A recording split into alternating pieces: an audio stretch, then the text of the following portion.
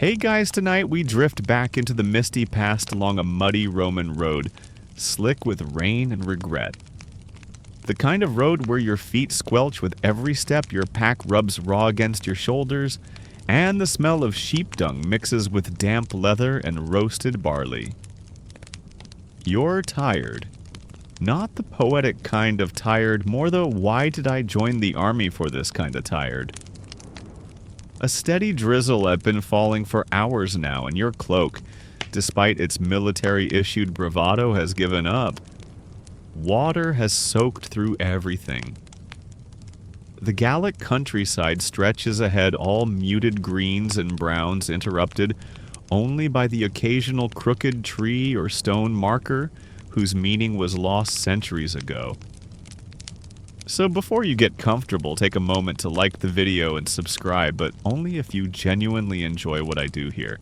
And let me know where in the world are you watching from, and what time is it there? Now dim the lights, maybe turn on a fan for that soft background hum, and let's ease into tonight's journey together. You trudge forward, your sandals squishing your legs, moving more out of habit than intent. The Legion is stretched in a long snake behind you, 1,000 other equally miserable souls pretending they don't mind the cold or the blisters. You glance over your shoulder, the guy behind you has fallen asleep while walking again. Classic Drusus. A centurion barks something unintelligible, probably motivational, probably not, and you adjust your shield slightly to stop it from cutting into your shoulder. The armor looks impressive during parades in Rome, but here it's just extra weight. And the rain turns your Lorica segmentata into a portable fountain. Gaul, they said. Glory, they said.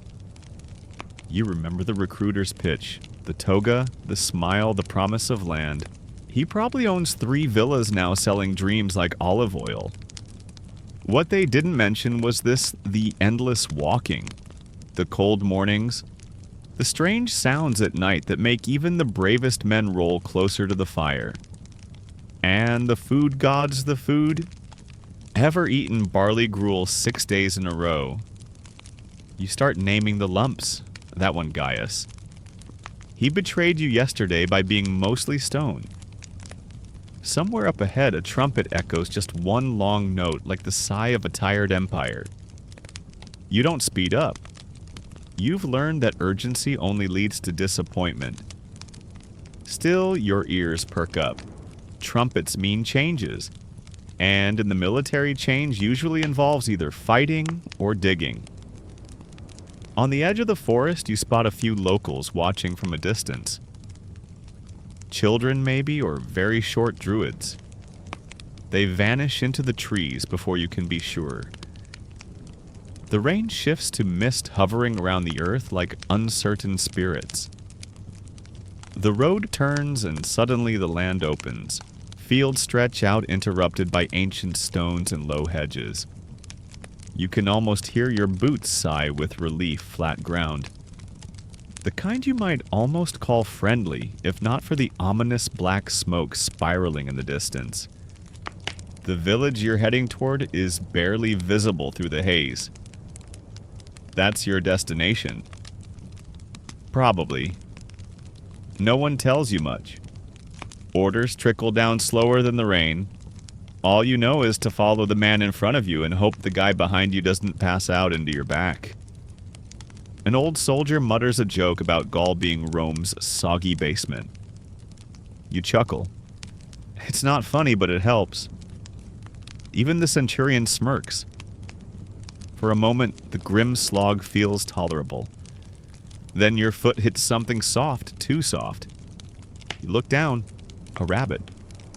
No. A half-decayed fox. Charming. The countryside has a sense of humor.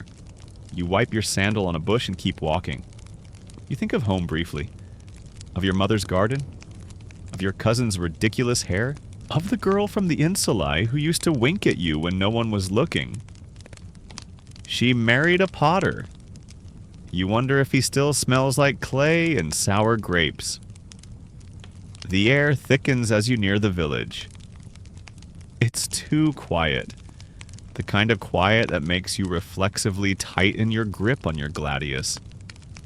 That's when you realize the birds have stopped singing.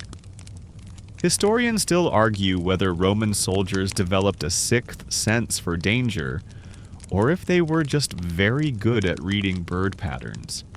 Either way your stomach twists, a rider gallops past mud splashing. He doesn't speak, just gestures forward, and the march quickens. You fall into step again 1 foot, then the next rain creeping into your collar like a petty thief. The road becomes a memory behind you, swallowed by mist and footfalls. You're marching into Gaul, into something ancient and angry, where the trees look like they remember when Rome was just a hut on a hill, and somewhere ahead that smoke waits. Also, your left sandal has begun to squeak. The next morning, it's not the sun that wakes you, it's the smell.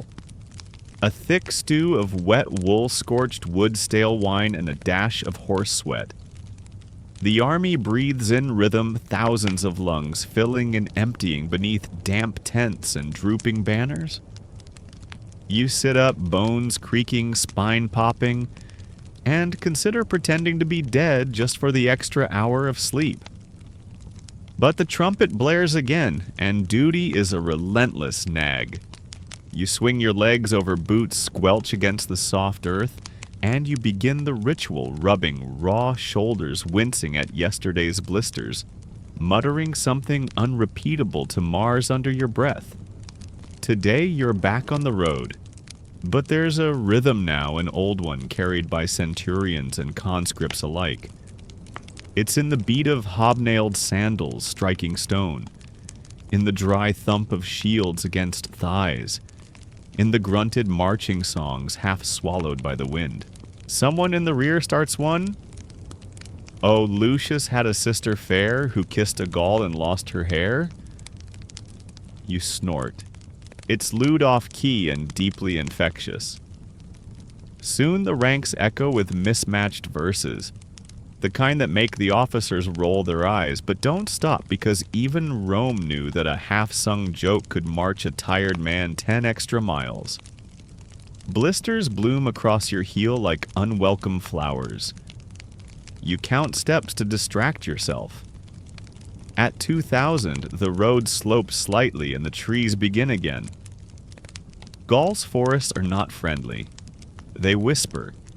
They creak. They have the decency to look completely unimpressed by your imperial grandeur.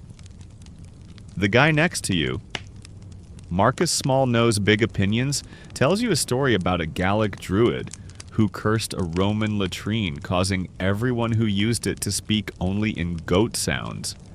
Mainstream history ignores it, but he swears it happened in Britannia. You play along, bleeding back once or twice. Then the commander calls a halt.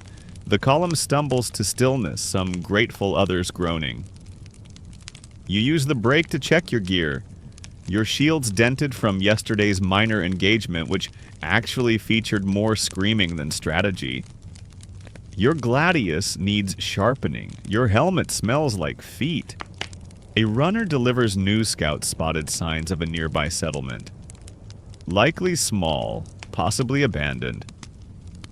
Possibly not. You know what that means. More walking? The centurion makes a brief speech.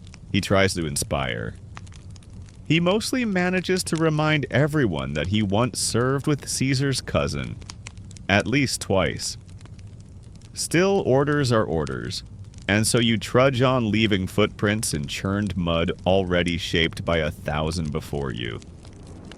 The sun breaks through, briefly casting everything in that golden, theatrical light sculptors dream of. You look around just in time to see a fox dart across the road, tail like fire gone in a blink. A good omen, or just a very brave fox. Historians still argue whether Roman soldiers believed in native Gallic spirits or just played along to keep the locals from hexing them. Either way, you mutter a small offering to the gods. Just in case. Another mile, then 2. The trees part and your unit edges into a clearing. There, resting awkwardly on a hill's edge, is the village. Not yet burning, not yet in pieces, but clearly watched. Smoke rises from cooking fires. A few figures move near the edge, women mostly gathering herbs or pretending not to see you. But one of them doesn't pretend. She stands near a half-built wall, arms crossed, face unreadable. Her cloak flaps gently in the wind, and her eyes lock with yours. Wolf eyes, bright pale and unblinking. She doesn't move, doesn't flinch, just watches. There's something about that stare. Not hostility, not fear either. Just study. The way a sculptor examines a stone before the first cut. You look away first. The signal comes standard formation. You tighten your grip on your shield. A Gallic war horn echoes once through the trees like a sigh from the earth itself. And just like that, the march becomes a charge. The world narrows. You hear nothing but your breath and the clatter of armor. Your feet pound into soft ground, your pulse louder than the screams. Shields slam, swords flash. The line buckles, then reforms. You push forward, you fight. It's over quickly. These skirmishes always are. Real battles are rarely like the scrolls say. No dramatic duels, no speeches mid-slash. Just dirt, fear, noise, and then stillness. When you look up, the woman with the wolf eyes is gone. You don't know why that bothers you more than the blood on your boots. The stench of charred wood mingles with singed hair and wet earth. You lean on your shield and breathe through your mouth, which honestly doesn't help much. The skirmish is over, if you can even call it that. More like a messy argument with axes. The village is in Roman hands now, which mostly means it's quiet and smells worse. Fires are being put out. Looters are being scolded. A cartwheel still burns for reasons no one can explain. And your hands, despite several washes in the river, still feel sticky. You wander past what used to be a hut and now resembles a pancake. A half-smashed loom lies in the mud threads, tangled like a dead spider's web. This was someone's home. Someone's everything. And now a field note in some senator's scroll. A few prisoners sit in a huddle guarded by 2 legionaries who look like they'd rather be anywhere else. Most of the villagers fled before the attack, but not all. Among the few left behind is someone you didn't expect to see again not so soon. There she is. The girl with the wolf eyes. She's not tied up, not gagged, just sitting on a log watching. Like she's observing a particularly unimpressive play. A bit of dried blood streaks her cheek. Her cloak is ripped, one sandal missing. But her gaze hasn't lost that defiance, that quiet, clinical study of everything around her, especially you. You nod. She doesn't. But she also doesn't look away. You sit on a broken crate nearby, not sure why you're lingering. Maybe it's curiosity. Maybe something else. A veteran with half an ear, he insists it was lost to a Gallic witch, though most say it was a gambling debt, wanders by and squints at her. She's not screaming. That's new, he mutters. Maybe she's smart, you reply. Or she's waiting for something. That's the kind of thing old soldiers say when they want to make you nervous. Eventually, your unit sets up camp just outside the ruins. There's some debate among the officers about the ethics of torching the whole place. The general consensus lands on only the bits that might have been used for rebellion. Ah, Roman logic. You're assigned guard duty, not ideal, but it beats latrine detail. The night's cool, the stars patchy behind drifting clouds, and every now and then an owl sounds like it's cursing in Latin. You find yourself drifting back toward where the girl is being kept. No one's really guarding her. She hasn't moved in hours. And then because your brain is part soldier, part idiot, you do something monumentally questionable. You toss her a crust of bread. She doesn't catch it, doesn't move, just lets it land near her feet, eyes still locked on yours.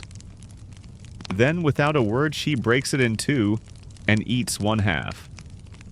Somewhere behind you, a fellow legionary whispers, "Careful, she might be a druid." You reply, "Then she has terrible snack options." The joke gets a soft laugh, and just like that, the world feels slightly less bleak. Historians still debate whether Roman soldiers routinely fraternized with local captives, or if such stories are mostly poetic exaggerations. You could offer your own opinion, but you're a little busy wondering why a girl who should hate you hasn't looked away once. Eventually, a junior officer orders that she be left alone for now. "Too calm," he says. "Let's not poke the weird ones until morning." You agree, though you won't admit it out loud. You return to your tent. It's more of a canvas suggestion of shelter flapping in the wind. Your blanket is damp. Your sword digs into your ribs. But your thoughts are elsewhere. You think about her. You think about those eyes. You think about why she didn't run. You drift off slowly, the noise of the camp, like a lullaby made of snoring, farting, and the occasional curse. And just before sleep pulls you under, you wonder what if you hadn't looked back. Morning comes not with birdsong, but with shouting. You jolt awake to the sound of someone loudly accusing someone else of stealing sausages.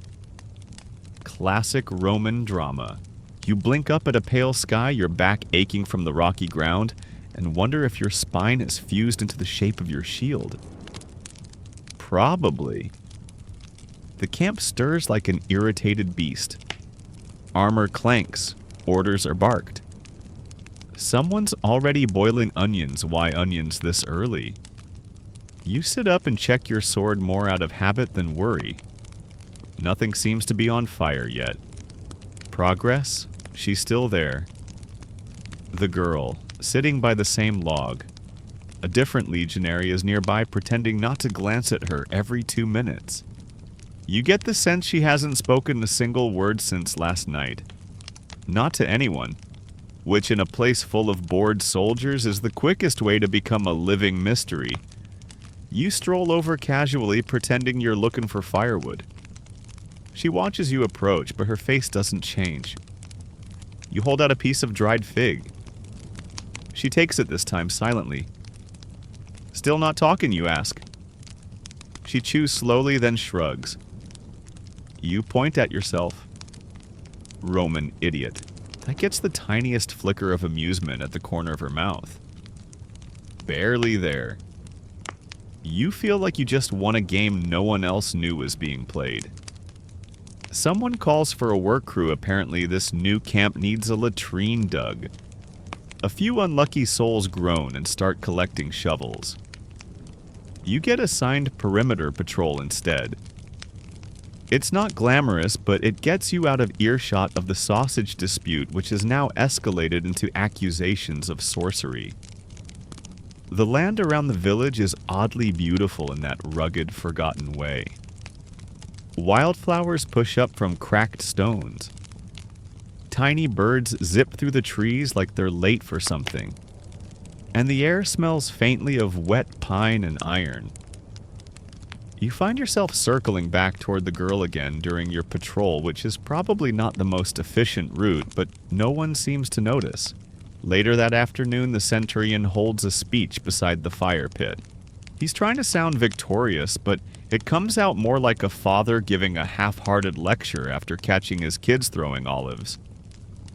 The men listen with the polite disinterest of people who have heard the same speech a dozen times. Then, without warning, the general himself arrives. He's loud, he's shiny, he's too well rested to be trusted. "Men of the 10th," he bellows, "this minor engagement is another step toward our final triumph over the savage Gauls." The silence that follows is not exactly enthusiastic.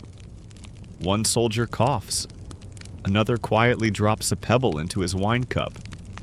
The general goes on about glory, honor, Rome's divine mission standard material. But what catches your attention is what he says next. By decree, this village shall serve as a forward outpost. We hold this position. Reinforcements will arrive in 3 days. 3 days? You were hoping to move on by morning. The idea of staying here with broken walls and burned bread ovens doesn't appeal, but orders are orders. That night, the mood in camp is strange. No one sings. The fire crackles awkwardly. The rain doesn't fall, but it feels like it might, like the clouds are just waiting for you to stop paying attention. You spot her again this time near the remains of the village square. She's sitting under what used to be a grape arbor, playing with something in her hands. A piece of carved wood. Small, bird-shaped. You approach quieter than usual. She doesn't flinch. "Nice bird," you say. She doesn't answer, but she sets it down beside her and slides it toward you. You pick it up. It's rough, but careful someone shaped this with patience, maybe a knife and some time. The wings are uneven. The head is turned slightly as if mid-song. You look at her. She looks at the fire. You pocket the bird without thinking. She doesn't object. You sit beside her, not touching, not speaking. Just breathing the same air. Two strangers caught between empires. And somewhere in the forest beyond the fires, a lone howl rises. Not a dog. Not quite a wolf either. Something older. Wilder. The girl looks toward the trees. For the first time, you see her expression shift. Not fear exactly, but something like recognition. You whisper, "Friend of yours." She finally speaks, voice low and dry like parchment. Maybe. The next morning breaks not with the sunlight, but with the unmistakable crack of someone snapping a spear shaft in half. By accident, of course, you roll over with a groan. Your blanket tangled your arm half asleep, and the carved wooden bird still nestled near your boot, like some small forest god watching over you. As you dress, you keep glancing over to the spot beneath the ruined arbor. She's not there. You walk past the empty log where she used to sit. No footprints, no cloak, no trace at all. You check casually with a few others. Seen the Gaul girl? Someone shrugs. Someone else says maybe the scouts moved her. But no one seems to know. For the first time since arriving in this soggy corner of Gaul, you feel something like concern. Which is, let's be honest, entirely inappropriate and probably against some obscure military code. But logic doesn't really get a vote this morning. You're still frowning when orders come down. Part of the village needs to be cleared for a new grain store. That means hauling broken beams, burned carts, and one extremely stubborn goat who's decided the command tent is now his. You work, you sweat, you nearly get kicked by the goat. But still, she doesn't appear. By evening, you've practically convinced yourself she's gone for good. Maybe traded off to another unit. Maybe she slipped away in the night. Maybe the howl in the forest wasn't a coincidence. You wander the village edge more for air than anything. The moon is rising, a perfect silver coin balanced on a fingertip of clouds. You walk along the edge of the woods where Roman authority starts to feel like a rumor. The trees are tall, close together, and full of sounds that don't make sense to a city-born soldier. And then you see her. Just a glimpse. A flicker of movement at the tree line. She's standing barefoot on a mossy stone, arms folded, watching the moon, as if waiting for it to speak. She turns slightly, sees you, doesn't run. You step forward. Slowly. She doesn't smile, but her shoulders relax barely. Enough. You ask, "Where'd you go?" She replies, "Here." The conversation feels less like talking and more like playing a flute you've never learned. You ask if she's okay. She says yes, like it's a maybe. You sit beside her on the stone. The cold seeps through your tunic, but you don't mind. "Do you miss it?" She asks suddenly. You blink. Miss what before the armor? You're not sure how to answer that. Before the armor was Dirt Brothers who fought over spoons, your mother screaming at pigeons, and a world where you weren't handed a sword at 17 and told good luck. Sometimes you say, but also, no one tried to spear me in the chest weekly back then. She almost laughs. Almost. She tells you without looking at you that this forest was her mother's.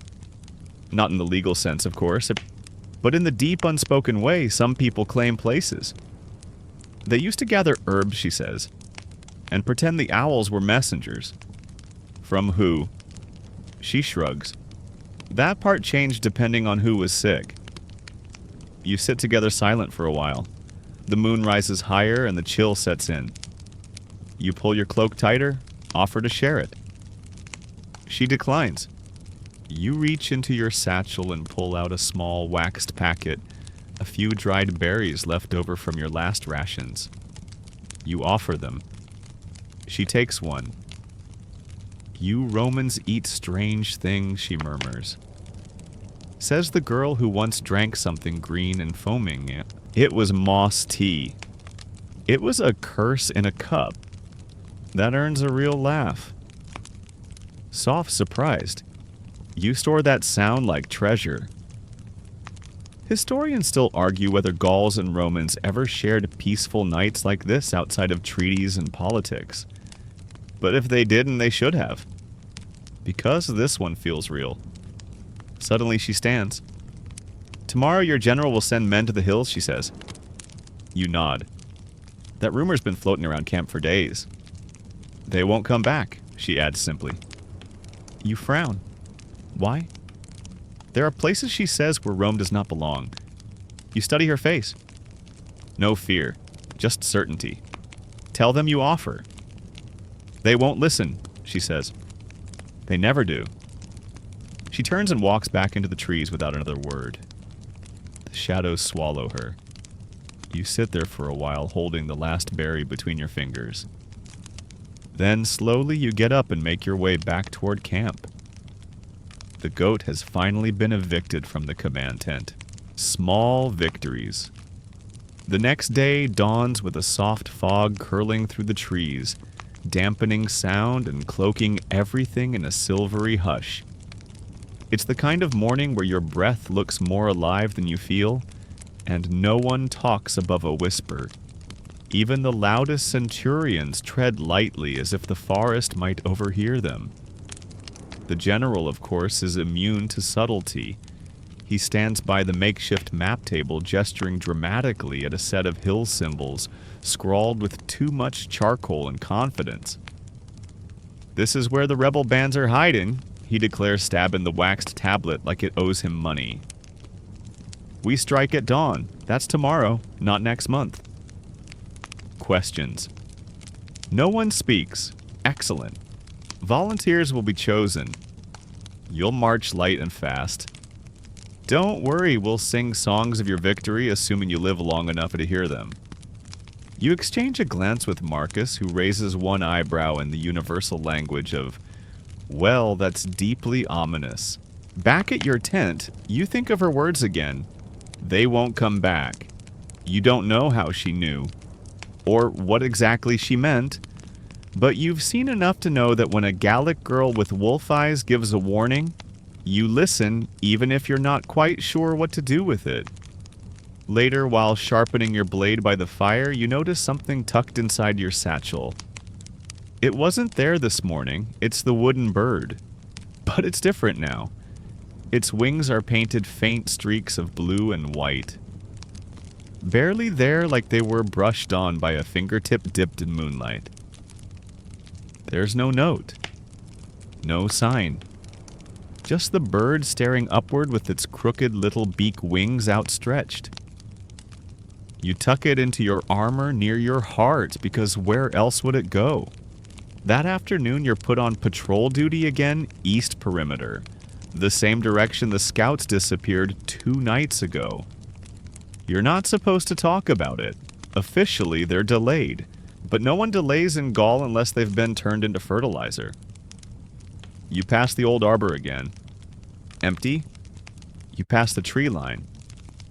Still.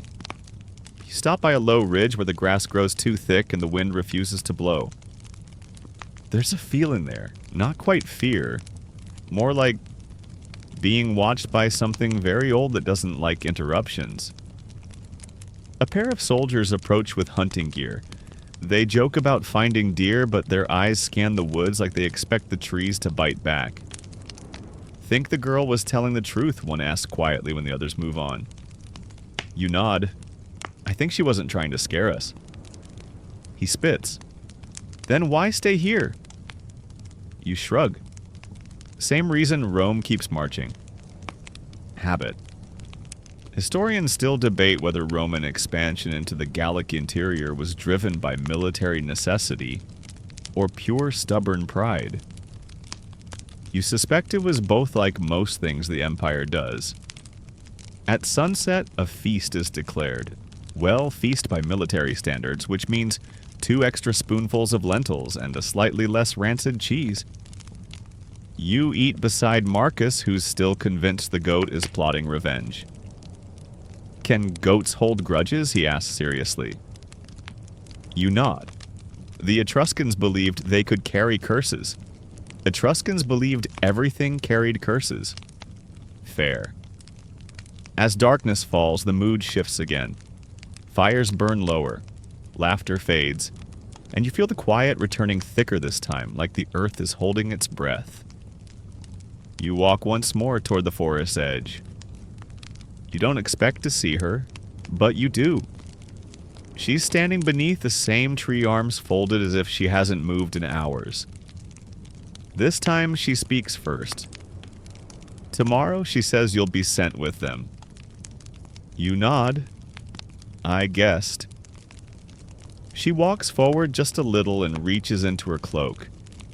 From it, she pulls a small knife curved old, the metal darkened with age and something else. The hilt is carved with a boar, its tusks worn smooth. She holds it out.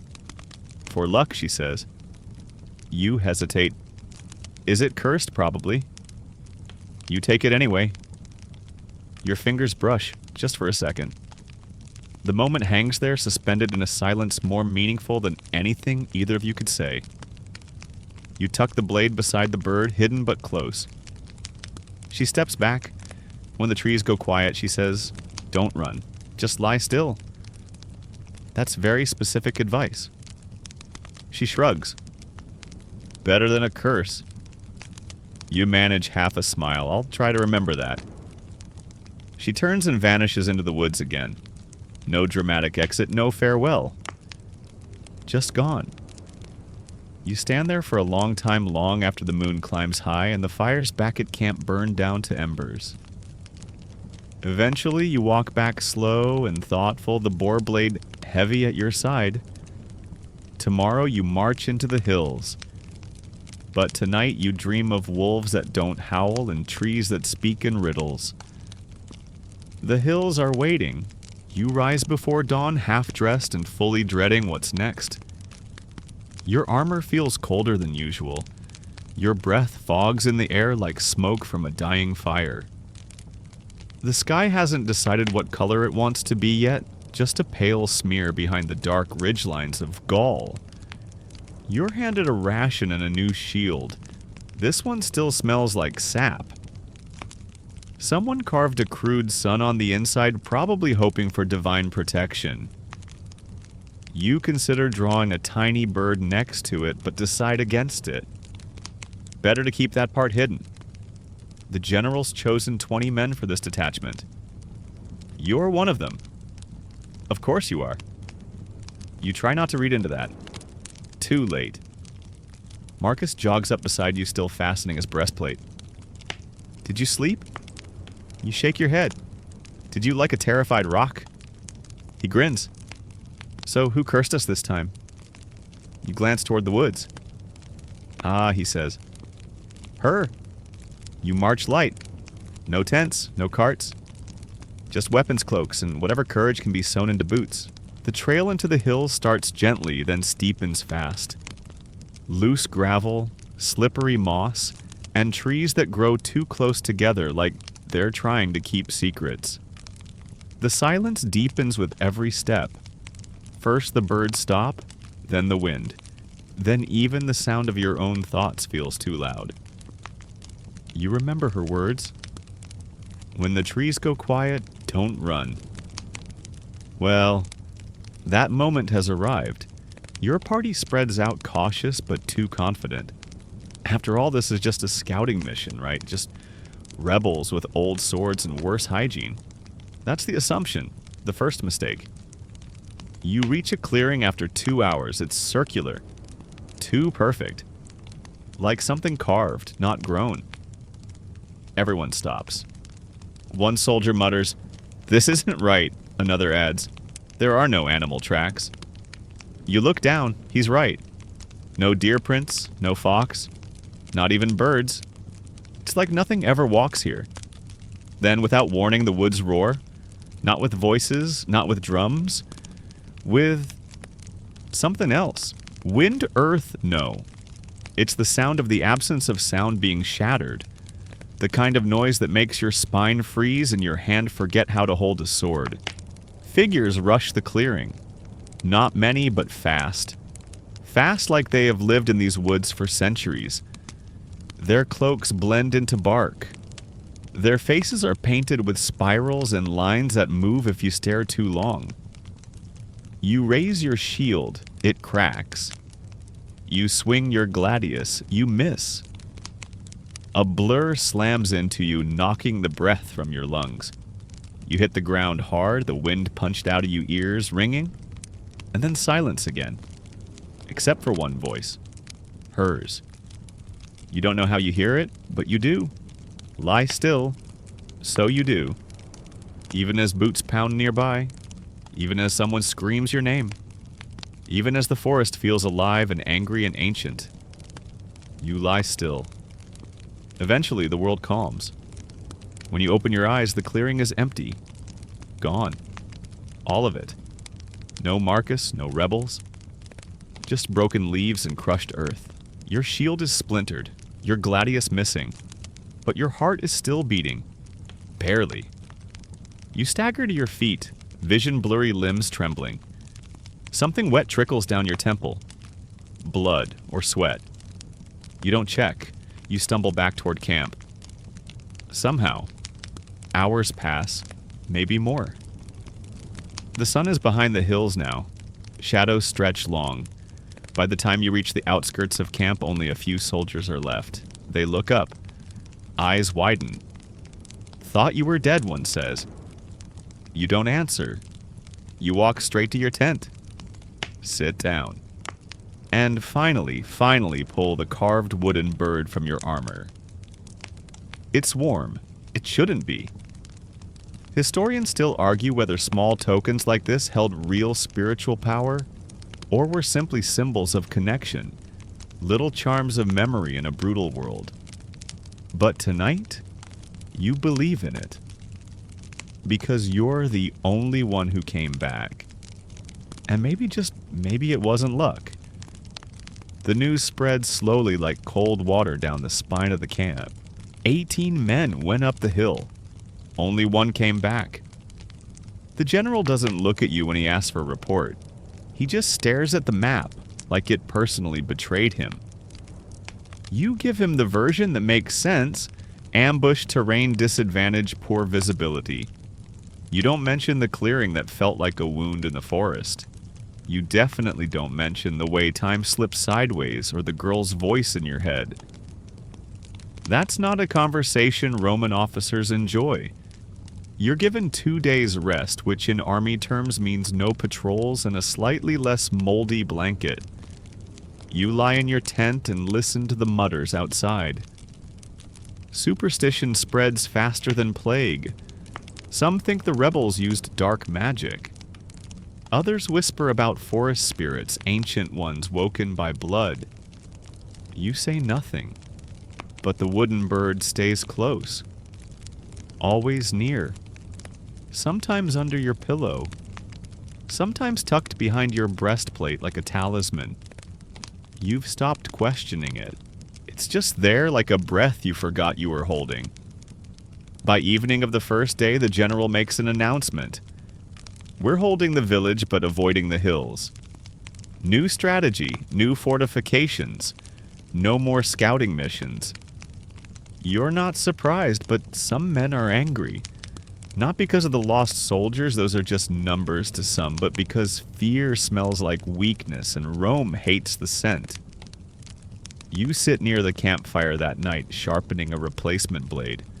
The old one is still somewhere out there, lost in the mossy silence. Maybe claimed. Maybe buried. You don't want it back. Marcus isn't beside you, and his absence stings sharper than any cut. You think of the last thing he said. Did you sleep? You didn't then. You won't now. Someone drops a flask beside you. It's the half-eared veteran. I heard, he says. About the girl. You tense. What about her? He shrugs. Just heard things. That she was seen near the forest before it all happened. Some say she called it. You meet his gaze? She warned me. He nods like that makes complete sense. They always do. The ones who know the land, Rome sees trees, they see stories. Historians still argue whether Gallic women played active roles in spiritual resistance, or were simply observers, figures of myth more than fact. But here in this camp, no one's debating. They just avoid the arbor now, like it might bite. That night, sleep is impossible. You wander to the edge of the village down the path you and she walked so many times. She's not there. Of course she's not. But something is. A bundle. Left on a rock. Tied with twine. You approach slowly. Inside a piece of linen folded around three things. A carved boar's tusk polished smooth. A sprig of something that smells like winter and old book sage maybe. And a strip of dyed leather red like dried berries. No note. But you understand. This is a message. A goodbye or a beginning. You carry the bundle back to camp, holding it like a flame you're afraid of dropping. The next morning you're called before the general again. He offers a promotion. Centurion. Just like that. You blink. Why me? Because you're the only one who knows what's out there, he says flatly. And because fear respects survivors. It's the worst compliment you've ever received. You don't answer right away. You think about the village, about the hills, about her, about the things you've seen and the things that will never make it into any scroll. Eventually you say yes, but in your mind you say maybe. Later you find the girl's old seat beneath the arbor. You sit down, quietly. There's a scratch in the wood beside you. You hadn't noticed it before. 3 marks, diagonal, like a claw, or a signature, or maybe a question. You trace it with your finger, and for the first time in days you let yourself smile. Just a little. Just enough. Your first day as a centurion begins with spilled wine and a disobedient goat. Not the heroic image from the mosaics, but then again, you've stopped expecting much from reality. The general assigns you a mismatched unit of 20 new men, some too old, some too young, all carrying that look in their eyes. The one that says they don't expect this to end well. You understand them more than you'd like. Your first task, reinforce the northern barricade. Because nothing says leadership like watching 6 men try to stack logs while 2 argue over which end is up. By midday, you're sweating through your armor and wondering how anyone manages to conquer the world with this many conflicting opinions about rope. But you do your job. You show them how to loop the bindings without slicing their palms. You offer water when they forget. You even make a joke about Gallic squirrels being superior tacticians. They laugh. A little. And just like that, you're a leader. No fanfare. Just sawdust and sore shoulders. The girl doesn't appear again. Not in the woods, not in the village, not in your dreams, which somehow feels worse. But things she left behind stay with you. The wooden bird is tucked inside your gear, hidden behind a spare tunic. You rub it sometimes without thinking, like a prayer, like an anchor, the boar tusk charm you wear around your neck. Some of the men notice. One asks what it means. Memory, you say. It's not a lie. That night, the veterans gather around the fire. Stories drift from their lips like smoke, some true, most not. You sit among them, not speaking much. You're still not used to being listened to. Someone tells a tale about a Gallic spirit that guards the border between the living and the lost. He says it takes the form of a girl with animal eyes and carries messages on the wind. You sip your wine and say nothing. Historians still argue whether such stories were invented by bored soldiers or carried down from actual encounters. You've stopped caring. Truth isn't always about facts. Sometimes it's about what lingers. The next day, word comes a merchant is passing through. Rare out here. He brings with him bolts of cloth, polished knives, and miraculously soap that doesn't smell like despair. The men light up like children. You watch him set up shop near the southern gate, his cart creaking under the weight of trinkets and rumors. He sells a tiny bracelet made of twine and copper. You recognize the pattern woven into it Gallic. The same knot the girl used to bind the bundle she left you. You hold it in your palm. Where'd you get this, you ask? The merchant shrugs. Traded from a tribe near the southern hills. One of the mountain clans.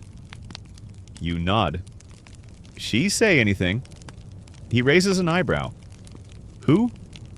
The girl who gave you this. The merchant squints. Didn't say a word. Just handed it over and pointed. Pointed north.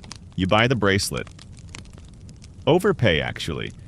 Back in your tent, you fasten it around your wrist. It's simple. Light. Easy to miss. But to you, it feels like a message carved in thunder. That evening, the wind shifts. It blows north to south, carrying with it the scent of pine and smoke and something faintly sweet.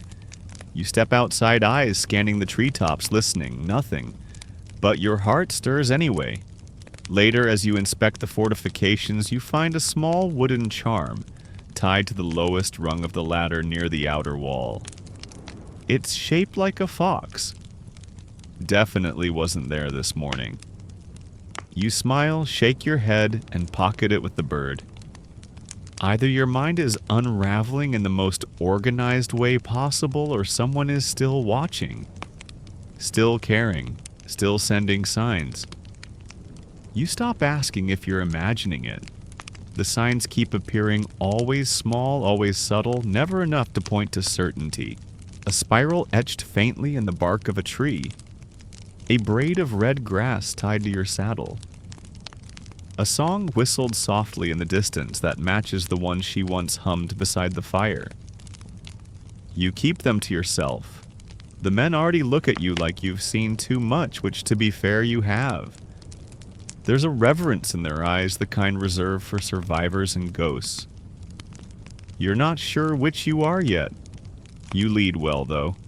Turns out watching men bicker over the proper placement of a palisade wall teaches you more about leadership than any academy in Rome. You give them space when needed, bark when necessary, and you've learned exactly how many jokes about goats the unit can tolerate before turning mutinous. 3, 4 if it's a new goat. The general sends word that the 10th will remain stationed here through the season. Fortify, observe, don't provoke. Translation: we poked the hills and got bitten. Now we sit still and pretend it was strategy. You're strangely okay with that. Each day blends into the next chopping wood training drills. awkward song sessions during meal prep. But beneath the routine, there's a rhythm forming. A quiet one, a human one. No grand speeches, just tired men becoming less tired together. One afternoon, a boy from a nearby village is brought into camp. Maybe 12 barefoot wrapped in a blanket too big for him. He speaks both Latin and the local dialect with surprising fluency. Says his village wants to trade a few goats, some cured meat in exchange for iron nails and salt. You supervise the negotiations. The boy's eyes keep drifting to your wrist at the copper twine bracelet. You know this pattern, you ask him gently. He nods. My aunt makes them. Your aunt? She lives near the river bend, walks with the wolves. That gets your attention. You've seen her, you ask, a little too fast. He shrugs. Not for a while, but the trees still hum when she's close. The trees hum. Of course they do. You approve the trade and send the boy back with supplies. Before he leaves, he hands you a flat stone, smooth and painted with a circle inside another circle. She said to give this to you, he adds.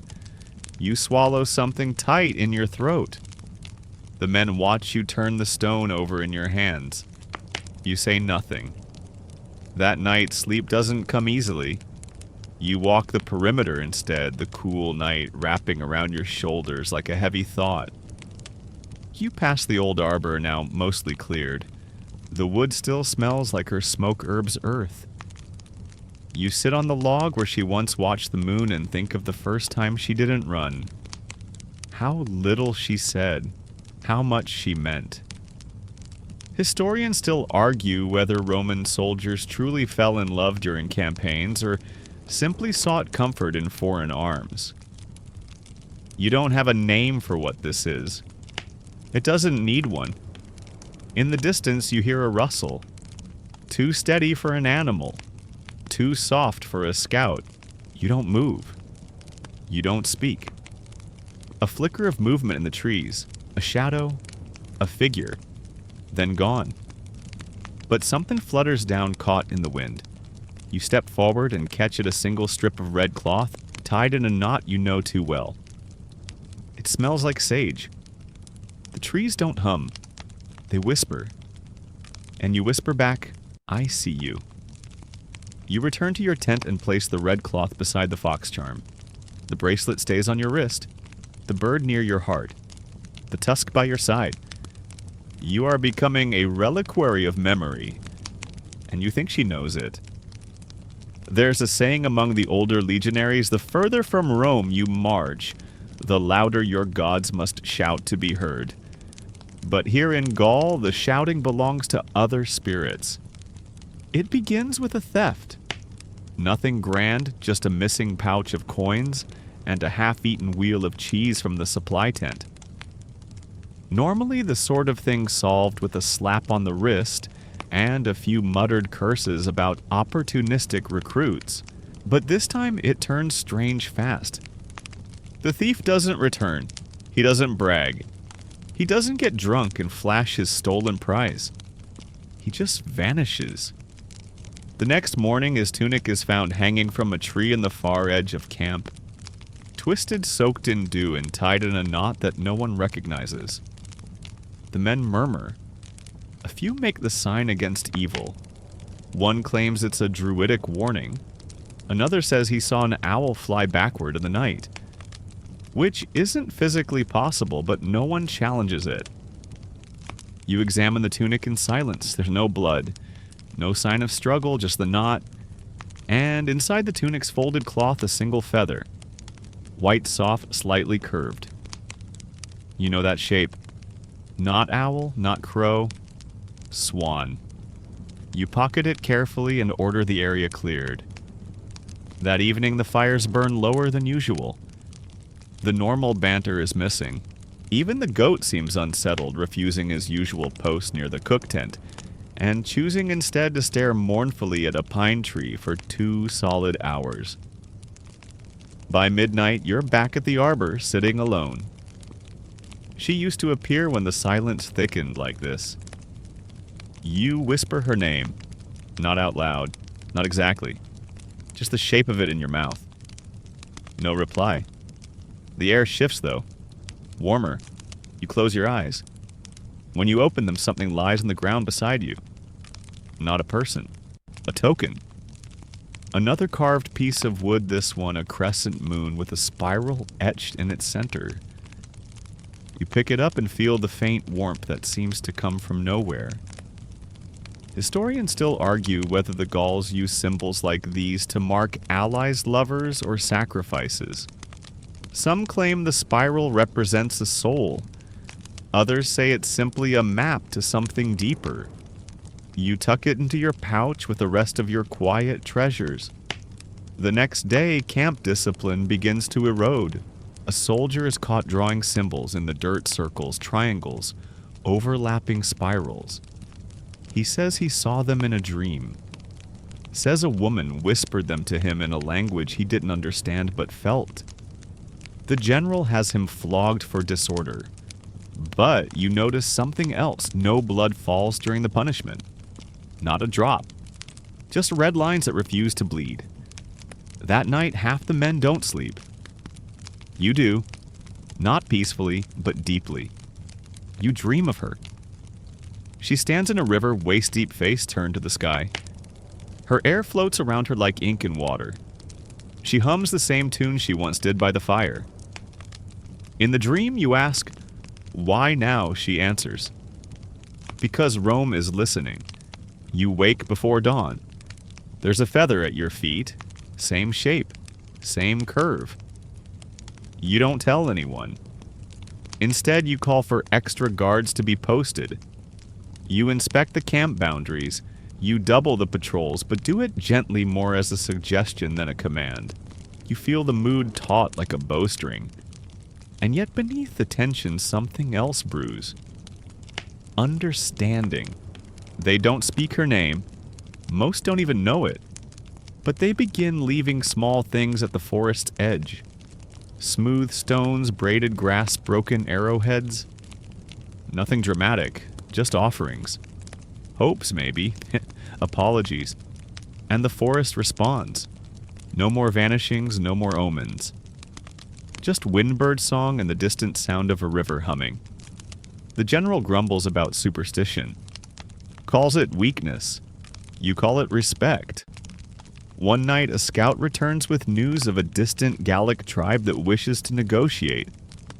Peacefully, no weapons. They even send a gift ahead, woven cloth and a vial of honey. Tied to the neck of the offering goat is a red ribbon. Knotted in the same way she always did. You laugh aloud, a proper full laugh. The goat looks deeply unimpressed. You carry the vial of honey like it's a scroll from Jupiter himself. It glows faintly in the firelight, thick golden with something suspended inside. A petal? A shred of leaf. You don't uncork it. Not yet. There are some gifts that deserve patience. The general, of course, scoffs at it. What am I supposed to do with this? Spread it on my boots, you don't answer. But later you find that he's kept the vial on his desk next to his war maps. The tribe that sent it calls themselves the Very Mountain Dwellers, who live half in shadow, half in cloud. Rarely seen. Rarely bothered. They've requested a meeting near a river bend, 2 days' march from the village. The general considers it too risky. You volunteer to go. He narrows his eyes. Why you... You shrug. They sent a ribbon. That shuts him up. So you gather a small escort, 10 men, 2 mules, and a translator named Publius, who once tried to seduce a Dacian priestess with bad poetry and now has a permanent limp to show for it. Do I get hazard pay for this, he asks as you pack. You get to keep both ears this time, you reply. It's a short march, but heavy with anticipation. The forest grows quieter the deeper you go, but not in that cursed way from before. This silence feels watchful, but not unkind. Like someone's waiting to see what sort of man you are. At the river bend the very are already there, a dozen of them, cloaked, painted, calm, and at the center her, the girl with the wolf eyes. She stands at the edge of the water, arms crossed, the same defiant silhouette burned into your memory from so long ago. You try not to stare, you fail. She walks forward, no sword, no escort, no mask, just her, and the faintest trace of a smirk tugging at one corner of her mouth. You came, she says. You left a goat with my name on it, you reply. She raises an eyebrow. That goat had attitude. Most Romans do. The translator clears his throat and starts into the formalities, but she lifts a hand and speaks in perfect Latin. Polished? Clear. Better than yours? I'll speak for them. Publius looks vaguely offended and backs off, scribbling furiously in his notes. You and she talk about terms, about boundaries, about where Roman hands will not reach and where Gallic feet will not tread. It's practical, measured, nothing poetic. But in the pauses between words and the way her eyes flick to your wrist where the bracelet still rests, there's something unspoken. A bridge built from memory, not mortar. Historians still argue whether such peace talks ever really worked, whether they lasted or simply delayed the next clash. But here beside the river, something shifts. You offer a gift in return, simple wrapped in cloth. It's your old gladius, the one you lost in the forest and later found again buried half in mud and moss blade, dulled but intact. A token, a gesture, a way of saying I'm not here to conquer. She accepts it, not with thanks, just a nod. Afterward, the two parties sit together beneath a canopy of trees. Bread is shared, stories are exchanged. A boy plays a flute carved from ashwood. The tune is hauntingly familiar. You don't want to leave, but you do, because that's what Romans do. You return to camp with news of success. The general is skeptical, but he can't argue with results. No raids, no blood, just quiet, just peace. That night you sit alone and finally open the vial of honey. You dip a finger in, taste it. It's rich, dark with a hint of thyme and something else. Something like smoke or summer. There's a folded leaf at the bottom. You fish it out, unfold it. Inside a single word carved carefully with the tip of a blade. Almost, you remember, the word she taught you. You never quite said it right, but she remembered. You sit back, let the taste linger on your tongue, and close your eyes. Somewhere far off a wolf howls, and somewhere nearer the wind carries a song only you can hear. The days grow longer, slower. Peace settles over the camp, like a blanket left out in the sun. Unexpectedly warm, a little worn, but welcome all the same. You walk the palisades each morning, nodding at sentries who now whistle Gallic melodies without realizing it. The men are relaxed, but alert. Jokes come more easily. So does sleep, except for you. You sleep, but lightly. Your dreams are full of half-faces and mist, a forest that hum and eyes that never look away. You keep the gladius's scabbard, though the blade now rests with her. You tuck small things into it, feathers, leaves, scribbled thoughts. You're not sure if you're building a shrine or slowly losing your mind. Maybe both. One morning, a merchant from Lugdunum passes through selling tin trinkets and news. He carries gossip like it's gold.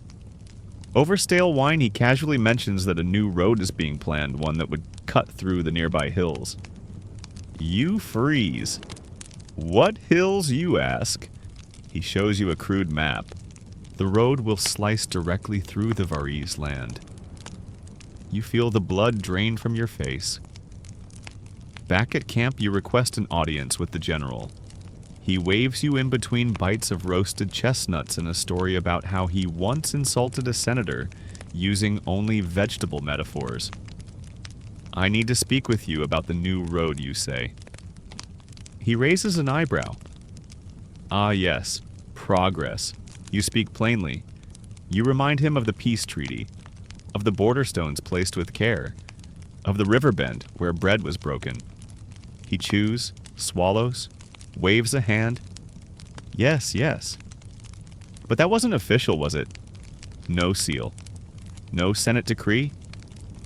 You stare at him. You think they'll care about seals when men with axes show up to carve a path through sacred land. He chuckles. They'll care once Rome is there. You leave without saluting. Historians still debate how many local treaties were broken this way, how many understandings were rewritten with ink and arrogance. But for you, it's not a debate. It's personal. That night, you take the scabbard and walk into the woods. No guards follow. No one sees you go. The path to the river is quiet, as if the trees are listening again. You wait beneath the same willow as before.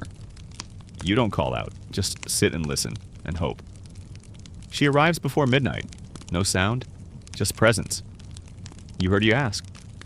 She nods. They'll send surveyors soon. Then workers. Then I know, she says. You offer her the scabbard. She takes it carefully. Inside you've tucked the circle stone, the fox charm, the ribbon, and a note scrawled in your own clumsy Gallic, I remember. She reads it, then folds the leather shut. I'll warn them, she says.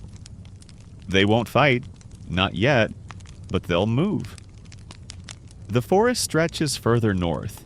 You feel ashamed that your warning isn't a solution, that peace as usual is a guest Rome never invites to stay. Before she turns to leave, she says something strange. There are trees up north that never fall. You nod slowly, and rivers that never forget, you reply. She smiles faint sad. Then she does something she's never done before. She steps close, takes your hand, and presses her forehead against yours. No kiss, no vows, just silence warm and still. And when she pulls away, there's something in your palm. A strip of bark folded like a letter. By the time you look up, she's gone. You unfold it. Inside a spiral, drawn with the ash of something ancient. Beneath it, 3 words written in Latin, not the end. The spiral stays with you. You fold the bark carefully and press it into the lining of your breastplate, just behind your heart. Not the safest place physically, but spiritually, there's no better armor. The next day brings the surveyors. 5 men with clean sandals and cleaner fingernails. They wear short cloaks, smell like ink, and carry scrolls instead of swords. They call you Centurion with just enough sneer to make it sound like errand boy. You meet them at the camp gate, arms crossed.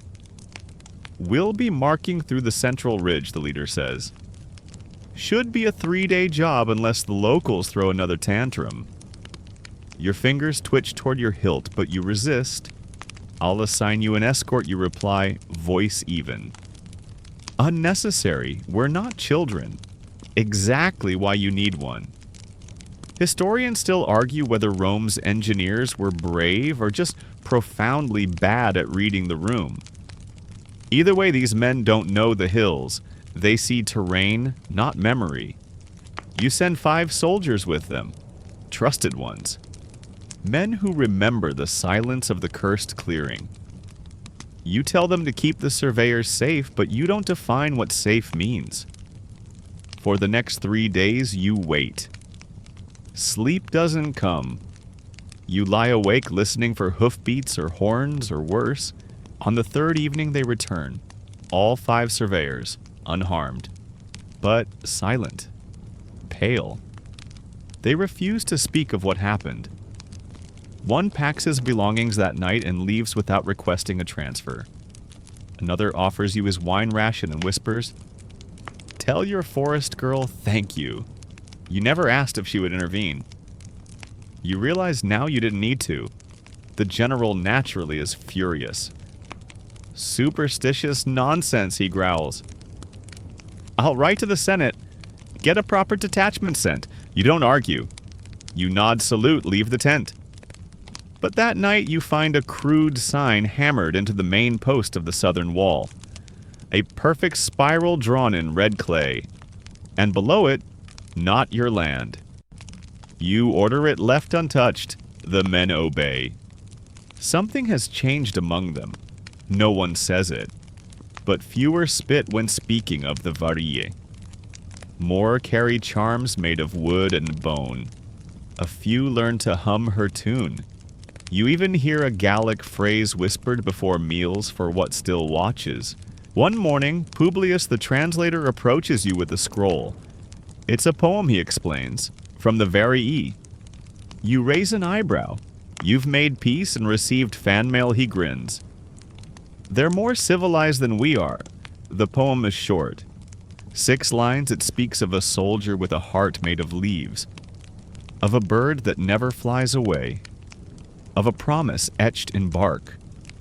You copy it by hand, then burn the original. It wasn't written for archives, it was written for you. Later that week, 2 new recruits arrive fresh from Rome, still blinking at the brightness of the sky. They ask if the tales are true, about the ghosts, the girl, the spirals, the curse. You chuckle, no ghosts. Then what happened in the hills? You lean in, voice low. The trees don't like liars, they laugh nervously. One of them asks, "And the girl, is she real?" You don't answer. Instead, you reach into your pouch and press something into his palm. A carved fox. Old, worn, but watching. You say, "Hold on to this." Not because it protects you, but because it might remind you to shut up and listen. He nods, uncertain. It's a start. That evening, as the fires die down and the stars blink awake, you sit by the arbor. The moon is high, the forest still. You hum her tune soft and low. The breeze picks it up, carries it east. You close your eyes. And imagine her walking beneath the same sky. No longer waiting, just moving forward. Just like you. The seasons shift quietly like a hand smoothing down rumpled sheets. Leaves bronze then fall. The wind sharpens. The men wrap their cloaks tighter and mutter about joints that shouldn't ache yet. The general, finally acknowledging what everyone else already suspects, sends a messenger back to Rome, asking for proper winter supplies. Whether they'll arrive before the snow is a bet most of the soldiers are already placing. You stop checking the forest every morning. Not because you've stopped hoping, but because you don't need to look to know she's there. The signs have become gentler. No spirals or foxes or feathers now. Just an absence of threat. A warmth in the air even when it's cold. A sense that this small corner of Gaul, this stubborn patch of trees and smoke and stone, has been left in peace. You begin teaching some of the younger recruits how to listen. Not to orders, not to drills, but to the land. You show them how moss creeps toward the east, how the birds quiet when storms come, how the same river can speak different languages at dawn and dusk. You tell them stories, some true, some borrowed, some hers. They hang on every word. Even Publius joins in translating Gallic lullabies and muttering about writing a book someday. You promise to provide the footnotes, though your idea of a reference is the girl who hums in the rain. One night, a soldier brings you a scrap of parchment. It's a map. Rough. Marked with hand-drawn spirals. He says it was left on his cot. No one saw who placed it. You study it. It's not a map of roads or rivers. It's a map of quiet. Of places that hold stories. A cave shaped like an ear. A hill where voices echo twice. A tree older than war. You recognize one of the marks the clearing from long ago. The cursed one. Now labeled simply no longer angry. You don't know how to explain the ache that line creates in your chest. So you don't. You roll the map and keep it near.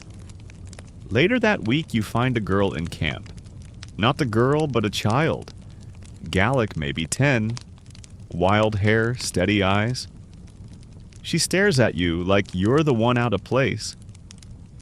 A soldier found her near the stream.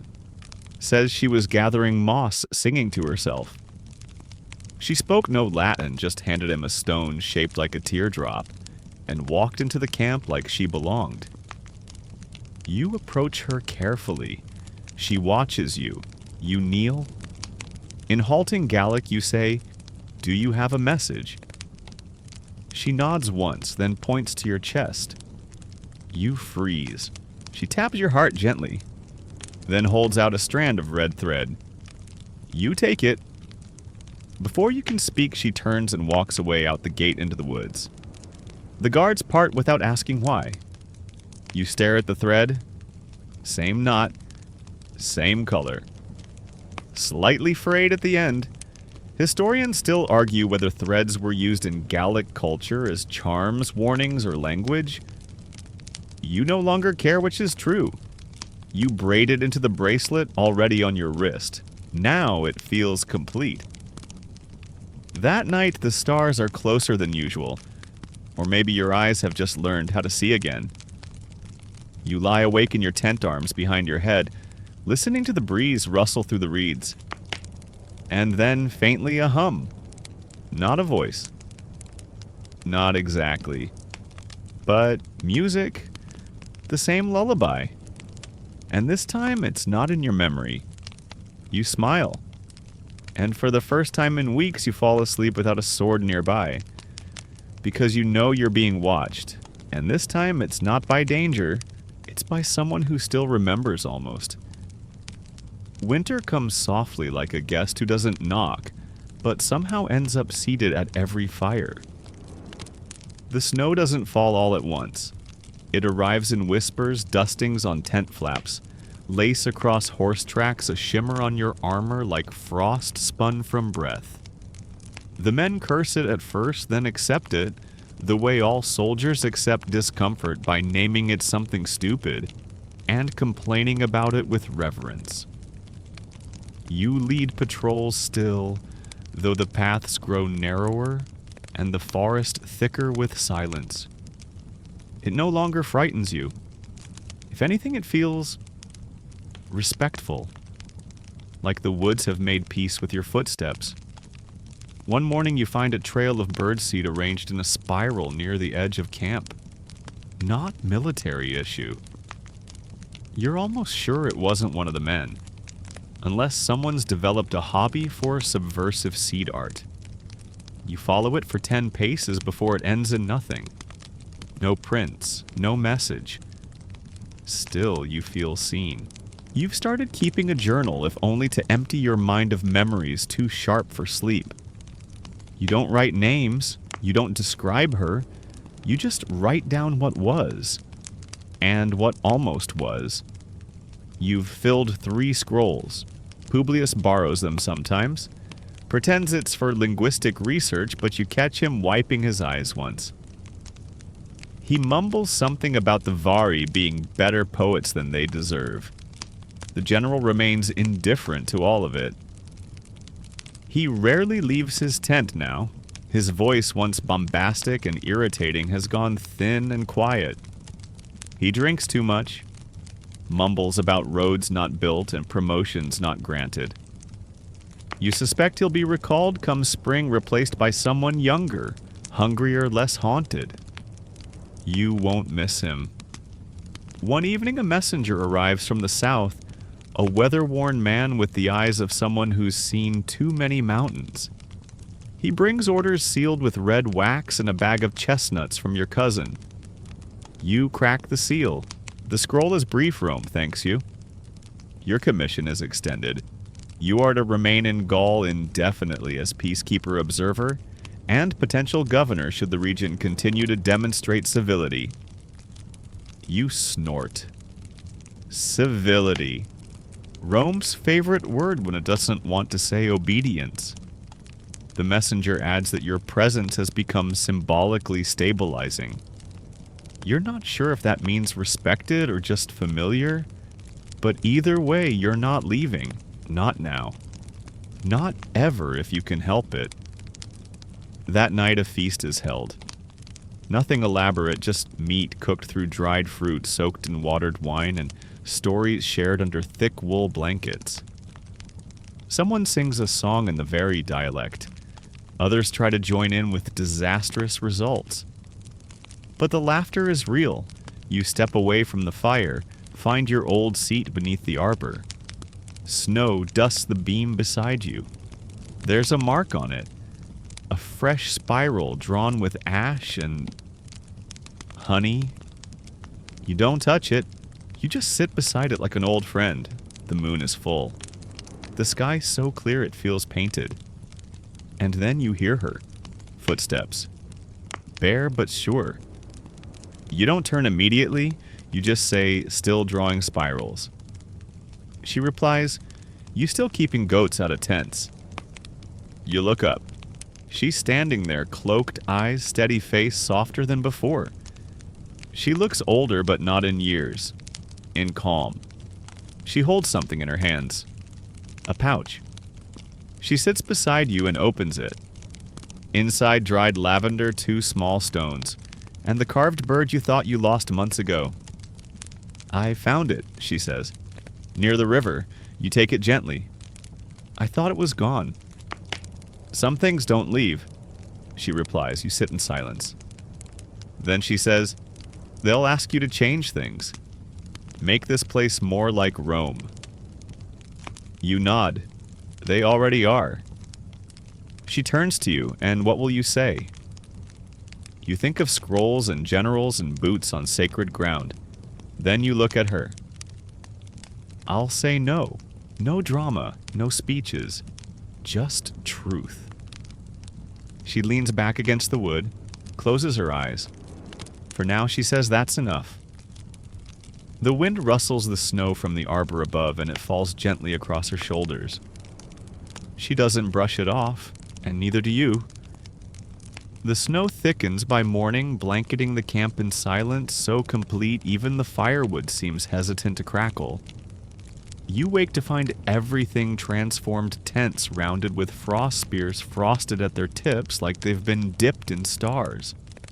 Even the goat looks momentarily majestic, standing atop a snow mound like a reluctant king. The men shuffle out slowly wrapped in cloaks, blinking against the pale light. No one complains. There's something holy about the hush. She's gone again, of course. You check beneath the arbor. No footprints, no new spirals. Just the bird. Still warm in your hand. Still carrying that strange weight of not being lost. You spend most of the day inspecting the outer walls. Snow can disguise cracks in wood. The wind finds every weakness and sings through them like a flute. Your men fix what they can, patching gaps with moss and fabric scraps. You reinforce the southern gate yourself, hammer in the final wedge, and stand back to watch it hold. It feels symbolic, but of what you're not sure. Inside the command tent, the general is packing. He doesn't say he's leaving, but the tidy rows of rolled scrolls and his sudden politeness say enough. You'll be in charge by next week, he mutters over a cup of too sweet wine. Not officially, of course, but we both know how this works. You nod. Say nothing. He eyes you. You're not like the others. You don't press. You offer a half smile. I've learned to listen. He grunts. Careful. That kind of thinking can keep you here forever. You sip your wine. Let the silence speak for you. Historians still argue whether provincial commanders adapted to local cultures out of survival or sympathy, but if they ever write about you, you hope they understand you didn't adapt. You belonged. That evening, a scout returns from the north. He carries a message carved into bark, another spiral, this one surrounded by 3 smaller rings. He doesn't know what it means, but you do. You burn it after reading. Not out of fear, out of respect. The next day, a rider arrives with supplies from the southern garrisons. He's young, arrogant, and smells like too much wine and not enough humility. He strolls around camp asking questions like, "So where's all the rebellion?" You point toward the woods. "They're waiting," you say. He laughs, of course, but he doesn't go in.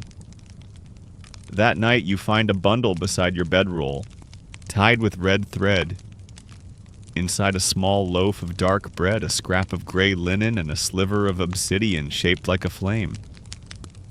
You smile. You sit by the fire and eat the bread slowly, deliberately. She remembers what you like. The obsidian you keep in your palm for a while before wrapping it in leather and tying it to your belt. There are things Rome won't understand, symbols it can't translate, silences it refuses to honor. But here you've learned a new language, one of gestures of absence of meaning stitched into the in-between. You write another page in your scroll that night, hand-steady, ink thick. There are no borders here, only memories that refuse to fade. In the distance, a faint drumbeat echoes through the trees. Not war, rhythm. You know that sound. A very signal. Not a warning, not a call to arms, just a message. We are still here. You close your eyes and imagine her at the drum's center, eyes bright cloak, lifted by the wind. She's not waiting for you. She never was. She was walking her path, and yours happened to cross it. You didn't find her. You recognized her. And that changes everything. The snow begins to melt in fits and starts first dripping from the tips of spears, then sliding from the canvas roofs in soggy sighs. The air is still cold but softer somehow. The wind less cruel, more curious. It's late winter now. The season of in-betweens. The goats grow restless. So do the men. They itch for movement, for campaign orders, even for drills. Anything to stir the blood. You give them tasks, double patrols, wall repairs, sharpening exercises with no real urgency. But you see it in their eyes, the quiet is becoming too loud. You walk alone more often. The forest accepts you now, like a cat tolerating your presence after months of ignoring you. Birds don't fly off when you pass. The streams murmur their thawing secrets. And one morning near a crooked pine tree you find her. Not standing, not watching. Sitting. She's braiding something thin cords of river grass and crimson thread. Her back is to you, but you don't speak. You know better. Eventually she says, "They've chosen." You step closer. "The Vari." She nods. They'll move deeper into the hills, past the fire cliffs. That's days from here. Days from Rome, too. You sit beside her knees, brushing snow-crusted moss. She hands you the braid. It's soft, cool, delicate. What is it? A goodbye. You don't like the word. Not that kind, she adds. The other kind. The kind that means we still see each other, just from different places. You hold the braid in both hands like it might vanish if you don't cradle it carefully enough. Will you go with them, you ask. She's quiet. Then, no. Not yet. Relief is a quiet thing, too. You let it settle over you like a second cloak. She looks at you, then really looks. Wolf eyes, steady, knowing kind. You've changed, she says. I was promoted. That's not what I meant. I know, she smirks. You look down at your hands, at the scars on your knuckles, at the bracelet now more thread than copper, at the forest-colored life you never meant to build. I don't belong to Rome anymore, you say almost to yourself. You never did. And you believe her. Historians still argue whether Roman identity was fixed or fluid, whether provincial soldiers remained citizens in heart or became something else entirely. You could answer that debate. but you don't think they'd listen. Later that afternoon, she walks with you part of the way back. You don't talk, you just walk. The sound of boots and bare feet on melting snow. She hums once softly. You join her off-key. At the edge of the village, she stops. "You'll need to speak for us soon," she says. "To whom everyone who thinks peace is weak." You nod. Then, as if the forest itself takes a deep breath, the wind picks up and lifts her cloak. She turns and vanishes among the trees. You stand there for a long time. Eventually, you return to camp and place the braid inside a hollow in your shield's edge. You wrap it in linen, seal it with beeswax. The next day, the general is gone, reassigned, quietly, efficiently, like all things Rome wishes to forget. You take command, not with a parade, not with a ceremony. With a quiet walk through the camp, stopping at each post asking the men what they need. Not what they want, what they need. That evening, one of the new recruits hands you a leaf folded like a letter. Inside a stone shaped like a tooth. You smile. "Where'd you get this?" you ask. He shrugs. "Just found it near the arbor." You tell him to keep it. He asks if it's a sign. You say, "That depends what you're listening for." And when you return to your tent, you take out your scroll and write, "Some things stay." Not because we hold them, but because they know where they're meant to return. Spring arrives on soft feet unnoticed until suddenly it's everywhere, dripping from leaves, humming. In streams blooming from cracks in forgotten stone walls. The camp transforms. Tents are aired-out cloaks, traded for tunics, and the goat, after a long winter of glowering at snowdrifts, finally stops trying to break into the command tent. Even the men seem lighter, less brittle. One starts carving again, fashioning little animals from spare wood. Another strings together forest beads for his daughter back in Neapolis.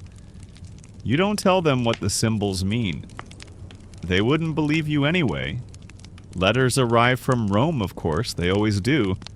Official parchment wax seals language so stiff it could double as armor.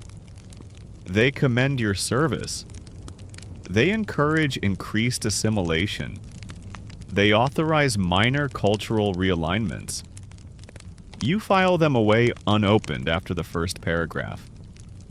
Instead, you write your own letters, not to Rome. To no one, really. Scraps of thought, fragments of memory folded neatly and placed inside a wooden box at the base of the arbor.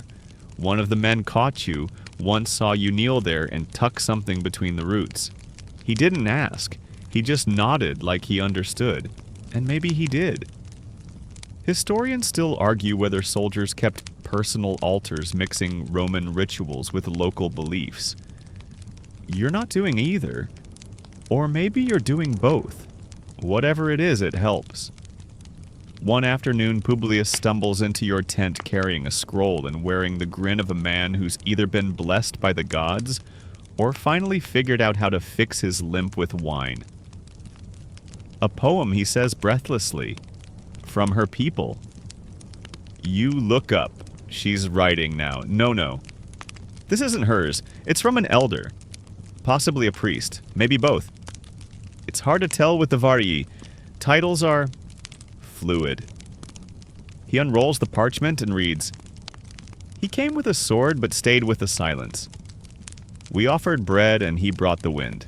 Not to conquer, but to carry. Not to bind, but to listen. He was almost Rome." Then he remembered the river. You sit with that for a long time.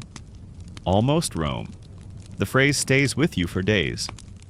You dream of it. One night in the quiet after the campfire dies, you walk to the old clearing, the one where the forest first opened its mouth and nearly swallowed you. It's different now. The trees aren't heavy anymore, the silence doesn't press. Wildflowers grow along the perimeter like dancers, frozen mid-turn. You step into the center and lie down. Flat on your back arms, spread. The stars blink above like they're deciding whether to speak. And then footsteps. You don't sit up. She lies down beside you, shoulder brushing yours. Still restless, she asks. Still breathing, you reply. She chuckles. You both stare upward. I used to come here as a child, she says after a while, when I wanted the forest to answer something for me. Did it not always with words? You nod. That you understand. You reach into your pouch and pull out a smooth stone gray ordinary etched with a line across the center. You place it on your chest like a question mark. Want to know what I asked, you say. She smiles. You already told me. The first night we met. I didn't say anything that night. Exactly. You lie in the silence until the stars fade into pale blue. When you sit up, she's already gone. But beside you, resting where her head had been, is a thin circle of woven grass and bark. No knot, no clasp. A ring. Not for claiming, for remembering. You wear it around your neck from then on. You stop writing to Rome entirely. Instead, you teach your men how to braid grass without breaking it, and how to speak without speaking, and how to answer a question the forest hasn't yet asked. Time bends strangely in places like this. Rome counts it in calendars, stone columns, and the seasons of war. But here time moves like wind through reeds circular, soft, forgotten, and found again. You start to notice it in the smallest things, how moss retakes a wall that was cleared only weeks ago, how the same bird seems to follow your morning walk, how her name no longer feels like a secret when you say it in your head. There are no more battles, at least not with swords. The conflicts now are quieter letters from provincial officials asking why the new recruits wear fox charms or why the Vari are still outside the census. You answer them in the same tone one might use with a persistent child, polite, patient, immovable.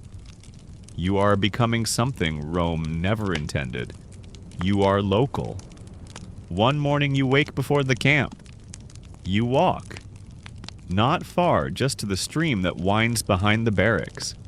It babbles like it's telling secrets. You sit beside it, remove your sandals, and let the water speak to your skin. And then you see it. A bundle, nestled between two stones half hidden under a fern. You reach down and unwrap it gently. Inside dried petals, a flint blade, and a tiny wooden disc. A spiral, of course, but this time it's not drawn, it's carved through. A hole. You hold it to the light and look through. The world on the other side feels quieter. When you stand, you notice something else, hoofprints. Small. Light? Not from any of your horses. They vanish at the tree line. You don't follow. You already know where they go. Back at camp, the men are waking, stretching, laughing. One of them sings an off-key love song about a baker's daughter and a goat with commitment issues. The others groan. You smile. They've started building things. A new kitchen. A proper bathhouse. Even a watchtower, though no one expects to need it. But it's the garden that surprises you. A few rows of herbs, some vegetables, small but thriving. One soldier explains it started with a seed she left behind, tucked in the sleeve of someone's tunic. No one knows who. No one questions it. That afternoon, a letter arrives sent from a senator's son, fresh from training looking for a posting. He writes of glory, of ambition, of taming the North. You don't respond. You toss the letter into the fire. The wind picks up, carries the ashes into the trees. That night, as the sky deepens into ink, you sit alone near the arbor and begin to carve. Nothing elaborate, just the bird again. Smaller this time, more focused. She once told you it meant something, but wouldn't say what. You're not sure if you're carving it for her or for yourself. or for the memory of the man you used to be. Historians still argue whether provincial commanders ever became part of the communities they oversaw. If they married local women. If they learned the land like it was a language. You hope they never find out. Some things belong to silence. Some truths are meant only for the night wind. You place the new carving beneath the arbor, and beside it you leave the spiral disc, face down, hole upward, an offering, an invitation, a mirror. You don't wait for her, but you know she'll find it. You know she'll understand. And when the stars come out, you look through the hole again. And this time you see her eyes. Not watching, just there. Still. It begins with laughter. Not the rough kind that fills a camp after too much wine, nor the mocking sort that follows a poorly told story. No, this is soft, round-edged private. A child's laugh. You hear it at dawn drifting over the misty field like a bell chime wrapped in fog. You follow the sound past the gardens, past the arbor, down to the narrow grove where wild plums have started to blossom again. There under the low branches are two children. One of them is Local, a boy from the nearby hill village. You recognize the braid in his hair, 3 loops, red thread, green leaf. The other Roman, from the camp. One of your newer soldiers has a sister stationed with the scribes. Her son sometimes wanders during morning drills. They're sitting cross-legged facing each other. Trading stones, not for value, just to trade. They laugh when the stones clink. You don't interrupt. Later that morning you mention it to Publius. He grins. You're seeing the future. I think I'm seeing possible, you say. He nods. Close enough. There's a phrase he taught you in Vari dialect, ta rena sul verom. It means the root chooses the soil. You write it into the margins of your journal alongside a rough sketch of the boys and the stones. That night by the fire, one of the men asks if the forest is still dangerous. You look toward the trees. No, you say. It's watching. There's a difference. The camp is quieter now even at its busiest. No less alive, just settled. Like a beast that's finally been fed.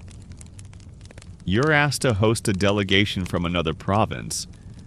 They want to study how you maintain civility without enforcing dominance. You tell them to bring bread, and to leave their arrogance at the gate. They send a letter declining the visit. You send nothing in return. Instead, you walk. Back to the clearing. Back to the river bend. Places where the trees remember who you used to be. You bring offerings now, not because you must, but because you want to. A carved button, a knot of thread, a strip of dyed linen from an old Roman banner now faded to something like humility. You place each with care. Sometimes you speak aloud, sometimes not. She doesn't always appear, but when she does, you know before you see her. This time she arrives with wet sleeves and moss on her boots. Been gathering herbs, you ask? No. Secrets. You raise an eyebrow. Find any worth keeping? She holds up a sprig of bitter leaf. 1 or 2. You both sit on a fallen log, and she hands you a wax-sealed bundle. For your men, she says. Inside roots bark a powdered blend that smells like burnt sugar and cold iron. Wound poultice, she explains. And something for sleep. You tuck it into your satchel knowing it will be used before week's end. Spring is kind, but accidents still happen. She looks toward the stars. You don't shine the same way anymore. You laugh. I never shone. Not true, she says. But now you shimmer. That's harder. You don't know what to say to that, so you just hand her a stone with a spiral etched in red ink. She examines it. Smiles. It's upside down. No, you say. That's just your direction. She pockets it. Before she leaves, she brushes your shoulder lightly with her fingers just once. And that's more than enough. Back in camp, a scout approaches you quietly. He holds out a bird. Wooden, tiny. It's not yours, it's not hers, it's new.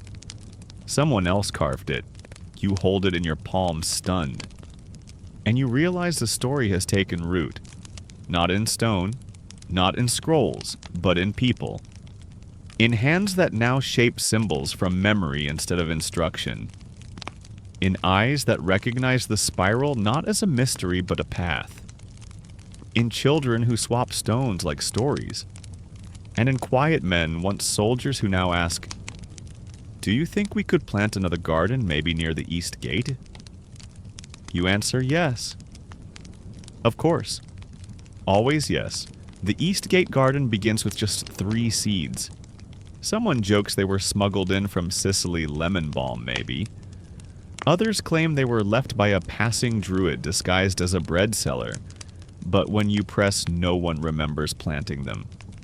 They simply appeared, and no one pulls them out. Instead, one of the older veterans builds a fence around the spot, crooked, uneven, held together with wishful nails and prayer. Another paints a sign. Just one word. Stay. You don't ask what it means. You already know. The men stop calling it the garden. They start calling it the edge. As in, I'm going to sit by the edge or meet you after duty near the edge. It becomes more than a place. It becomes the pause, where letters are read slowly, where broken armor is mended, where stories, even the ridiculous ones, are told in softer voices. You find yourself going there in the mornings before the drills, before the reports, before the world wakes up fully.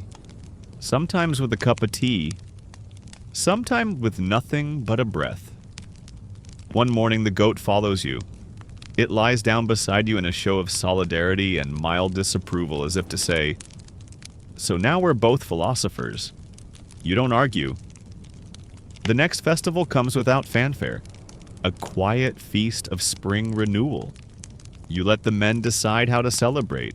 They choose to cook. A communal meal, no ranks, no assignments, just shared flame and shared laughter. At dusk they bring out a drum. You don't know who made it, but the rhythm is familiar. Vari style. You don't ask how they learned it. You just listen. And then as the first stars appear, she arrives. Not like before, not slipping out from the trees like shadow. This time she walks through the gate, in full view, wearing blue. She carries nothing but a pouch and a smile. The camp stills. All motion fades, but no one draws a weapon. Because no one needs to. She walks straight to the fire, drops a bundle of herbs into the pot, sits. Someone offers her a bowl. She accepts. Just like that, she's part of it. She eats with the others, drinks with them, laughs even. You watch from a distance, stunned. Later you find her near the edge, standing with her hands behind her back. "It's different now," she says. "You mean the camp?" "No. You. You look down. I didn't do this alone. I never said you did." You turn toward her. "Why now?" She exhales slowly. "They're ready." You nod. "So what happens next?" She shrugs. "We see." That night you walk the camp again. Not as a soldier, as a witness. The walls are still there, but softer, more vine than spike. The men sit longer at meals. They write letters as 2 languages. Someone has carved a fox and hung it on the west gate. Below it, a spiral made of river stones. Children visit from nearby villages without fear. You pass the kitchen and see a boy stirring a pot, while a Roman soldier teaches him a marching song. The future isn't loud. It's in these moments, these almost missed, almost lost, almost impossible silences. And in the heart of it all, you feel her presence. Like wind through reeds, like breath behind your shoulder, like a language you don't speak but understand anyway. You return to your tent, take out your scroll, and write. They asked if I conquered Gaul. I told them no. Gaul offered me peace instead, and I accepted. You seal the scroll, bury it beneath the arbor, not for history, for memory. The kind that roots itself without needing to be told how. Spring leans into summer, and with it comes a hum of fullness. The fields bloom wildly now, even in places no one planted. The scent of rosemary and crushed mint hangs in the air, and the men begin building benches along this palisade. Not because they were ordered to, but because sometimes it's nice to sit somewhere and watch the breeze move through grass. The goat now has a name, Senator. It was a joke at first, something about him being fat, loud, and impossible to remove once he takes a position. But the name stuck. And somehow even that feels right. You no longer read the letters from Rome. Publius reads them aloud in exaggerated voices, pretending to be bureaucrats choking on olive pits. The men laugh. You nod. Then you throw the scrolls into the cook fire without ceremony. If it were up to you, Rome would forget this place entirely. And maybe that's already happening. No new orders have arrived in weeks. No inspections. No curious tribunes riding in on clean horses. Just silence. Sweet, golden, trustworthy silence. One morning you find a child's drawing pinned to your tent. Charcoal and color scratched into parchment. It's you clearly and her, standing under a crooked tree. A spiral hovers between you like a sun or a shield. You don't know who drew it. You leave a small ribbon and return. That afternoon the girl arrives again. Not the woman, the child. Wild hair, fox-quick eyes, the one who gave you the red thread. She walks straight to you and opens her palm. A pebble, smooth greenish, inscribed with a mark so faint you almost miss it. It's the shape of a doorway. You take it gently. What does it mean, you ask? She grins. Ask her. Then she runs off. You don't need to. That night you return to the clearing. She's already there, standing barefoot in the soft grass, the hem of her tunic, damp with dew. You offer her the stone. She smiles. You found it. Was I supposed to only if you're ready? Ready for what she looks toward the sky. To open something. You follow her gaze. The stars wheel slowly like they've been waiting for the right moment. You sit beside her. You know, you say I used to think this forest wanted to kill me. It did, she says. But then it got curious. You chuckle. She reaches into her pouch and pulls out a folded strip of bark. Hands it to you. Inside is a spiral, yes, but this one leads somewhere. It opens at the edge like a path you've just begun walking. Below it, written in careful Latin, what you carry, you change. You stare at the words. You think I changed this place? She shakes her head. I think it let you in. You let that sit. Then you say, will you walk with me? She nods. So you do. Through the trees, across the stream. Down paths that don't appear until you step forward. You walk until your legs forget to count steps and your thoughts forget to resist. Eventually you find yourselves beside a stone well. Half hidden, overgrown. She speaks softly.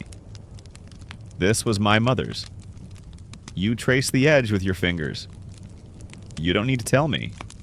I want to. She sits and tells you the story of a healer who stood between tribes, who sang to both Rome and the old gods, who gave names to wind and salt and shadow, who was taken not by war but by misunderstanding. She tried to help, she says, but they feared her. You say nothing. because you've seen it. In battle, in courts, in Rome's sharp refusal to understand what it doesn't own. She left this well for me, she says, and for anyone who needed it. You lower the bucket, pull it up, inside clear cold water. You drink first, then offer it to her. She drinks. The air thickens not with danger, but with something older, like recognition, like inheritance. She takes your hand, no words, just weight, just warmth. And when you both walk back, it's side by side, not separate paths twisted by fate, but one trail shaped by choice. The well stays behind you, but its echo lingers. Not just in the water still cooling your ribs or the weight of her fingers still pressed against yours, but in the land itself. The trail back to camp feels different now, like it was always waiting for two sets of footsteps instead of one. When you return, the sun is just cresting the hilltops, turning every dewdrop to gold. A soldier you barely recognize is already tending the fire. He nods, sees her, and remarkably says nothing. Acceptance has become the default language here. She sits with the men that morning, wrapped in quiet. Someone hands her a piece of dried fruit. She takes it without ceremony. One of the new recruits begins braiding her a cord from horsehair, not even knowing why. She doesn't stop him. Later that day, she walks the camp with you. No cloak, no disguise, just presence. You show her the bathhouse, the workshop, the place where 3 children now build toy ballistas from scrap wood and guiltless ambition. She chuckles at that. Then she stops at the East Gate garden, the edge, and kneels to touch the soil. Her hands hover, fingers spread. You watch her close her eyes and whisper something too soft for you to hear. But the leaves seem to lean toward her as if listening. She stands. They'll need more space soon, she says. You nod. We'll move the fence. You don't ask who she meant. You don't need to. By dusk, she's gone again, but the spiral remains. Carved into the gatepost, cleaner than before. It catches the setting sun just so. You trace it. The men start calling you Verdian after that. It's not Latin, not quite. A name borrowed from Vari dialect. It means one who remains where others leave. You accept it. Rome might call it dishonor. You call it belonging. A week later, a scroll arrives. This one sealed not in red wax, but black. You know what it means. Someone important has died. You open it with careful fingers. A senator. One of the last to oppose the peace with the very. Someone who once called you a sentimental liability with good hair. Publius confirms it with a grin. You're promoted. Again, you sigh. I liked being a liability. You still are. Just higher ranked. The scroll also invites no commands you to return to Rome, to report on the experiment, to present findings, to defend, possibly even expand your influence. You sit with a scroll for an hour, then burn it. The men watch, but no one asks. That night, you go to the arbor and leave a new offering. The ribbon from your commission, the last piece of the general's map. A coin from your first year as a soldier worn smooth from 1,000 nervous thumbings. And beside it, you place a new carving. Not a fox, not a bird. This one is a door, slightly open. The next morning, it's gone. In its place, a folded leaf shaped like a cup holding a single drop of honey and a tiny blue flower. You don't know the flower's name, but you've seen it before. In her braid.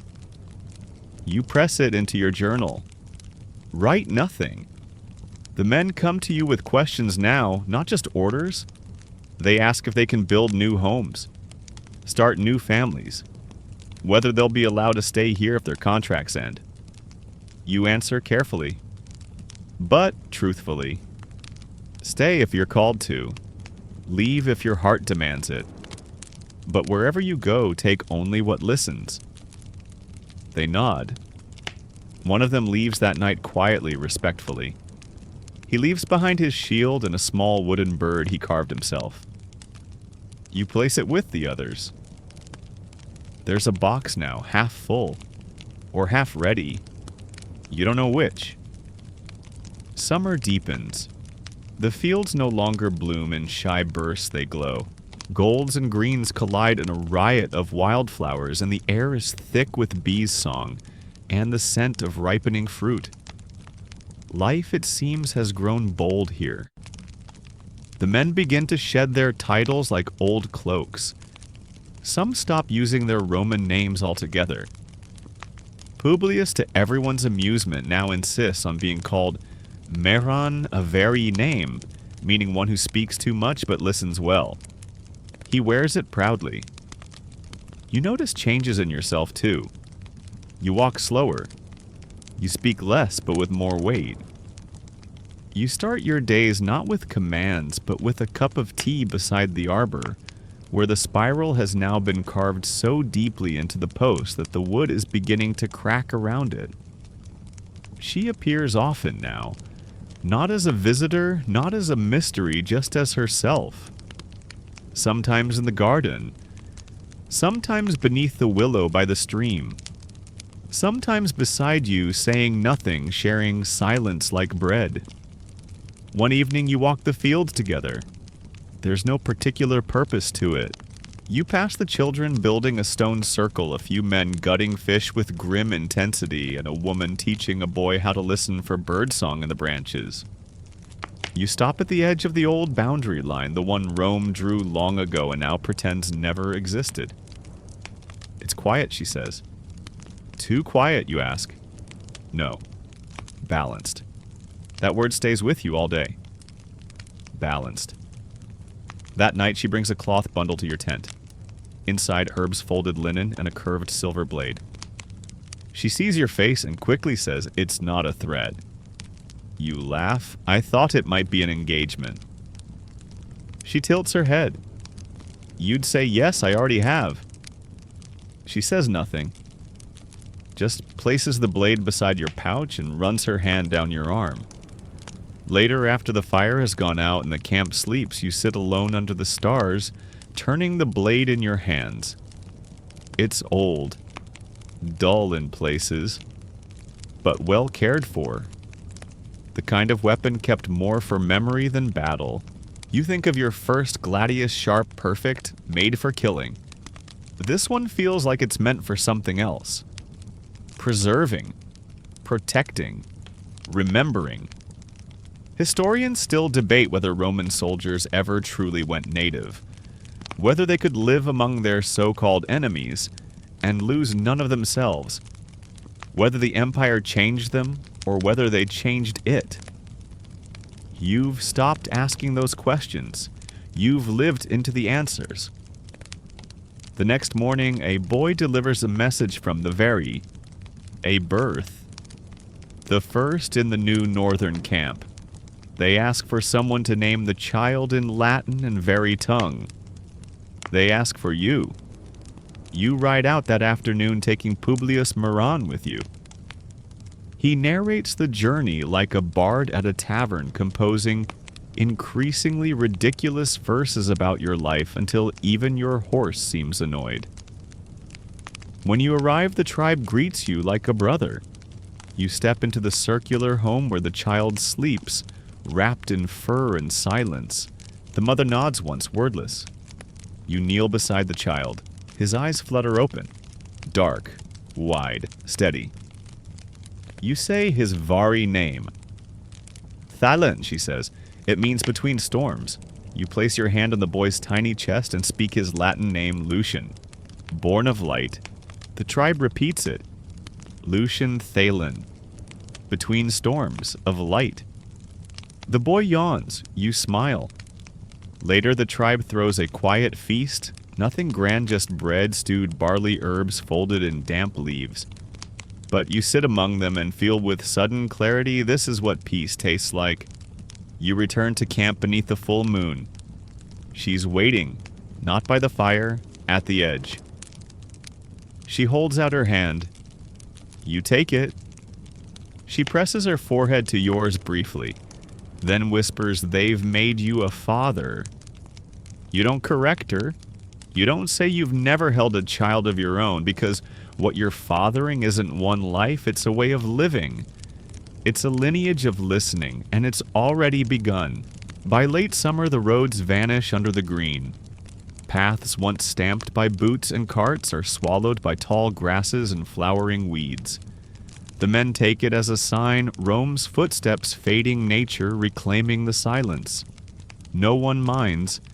Even the old general's once sketched map, now pinned to the side of the storage hut, has begun to curl at the edges, sun-bleached and irrelevant. You consider taking it down, but something stops you.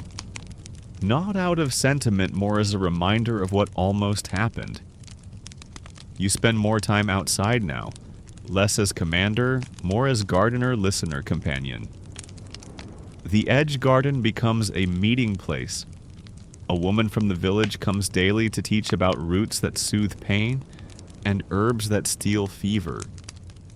Soldiers trade tips on sharpening blades and preserving olives.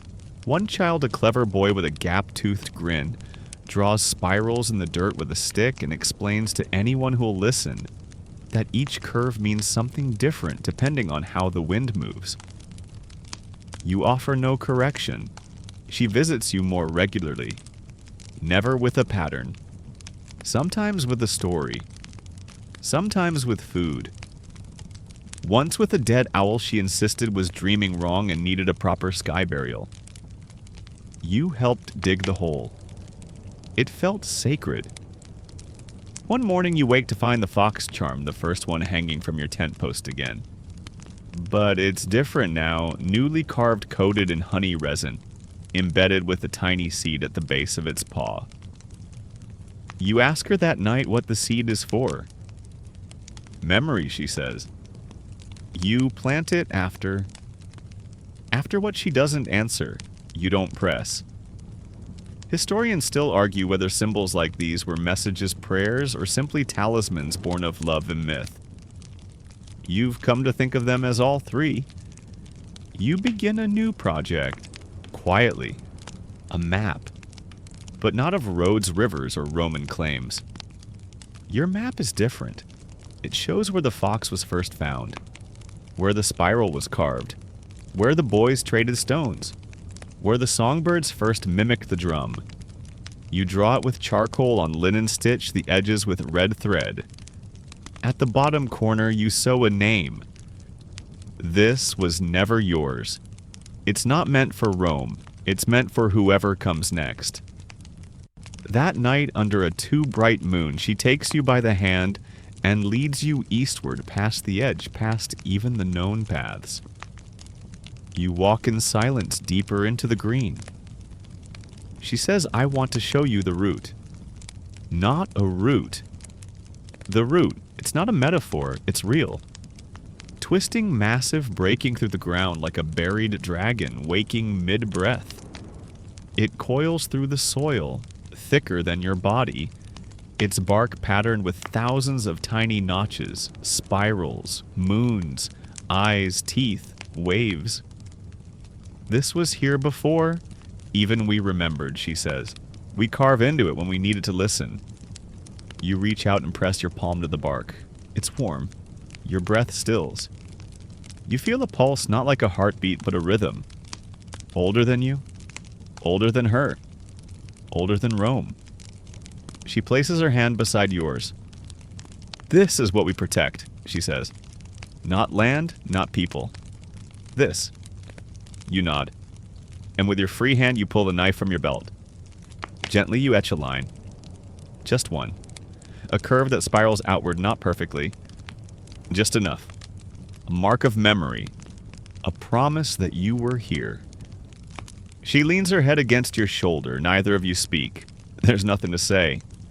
When you walk back to camp in the dark, the path behind you closes itself in silence. As if it never existed. As if it was only meant for those who know where to place their hands. autumn arrives like a sigh. Not the mournful kind, just the deep, slow exhale of something that's lived fully and now wants to rest. The leaves turn with lazy grace. Reds, oranges, golds all fluttering down like ash from a fire long burned. The soldiers begin wearing cloaks again, but the mood is different now. They don't dress for battle. They dress for the season, for harvest, for warmth. Even the tools they carry have changed: more shovels, fewer swords. The blacksmith has started making cooking pots and field knives instead of arrowheads. Someone even commissions a ladle with a fox engraved into the handle. You carry your blade less and less. The new recruits look at you strangely when you do wear it. To them, you're not a warrior. You're something else, a keeper, a witness, maybe a myth in progress. You like that. One afternoon, you find her kneeling by the arbor, eyes closed, both hands pressed to the earth. She's humming. The melody isn't familiar, but the feeling is. You sit beside her. Say nothing. She eventually opens her eyes. It's almost time, she says.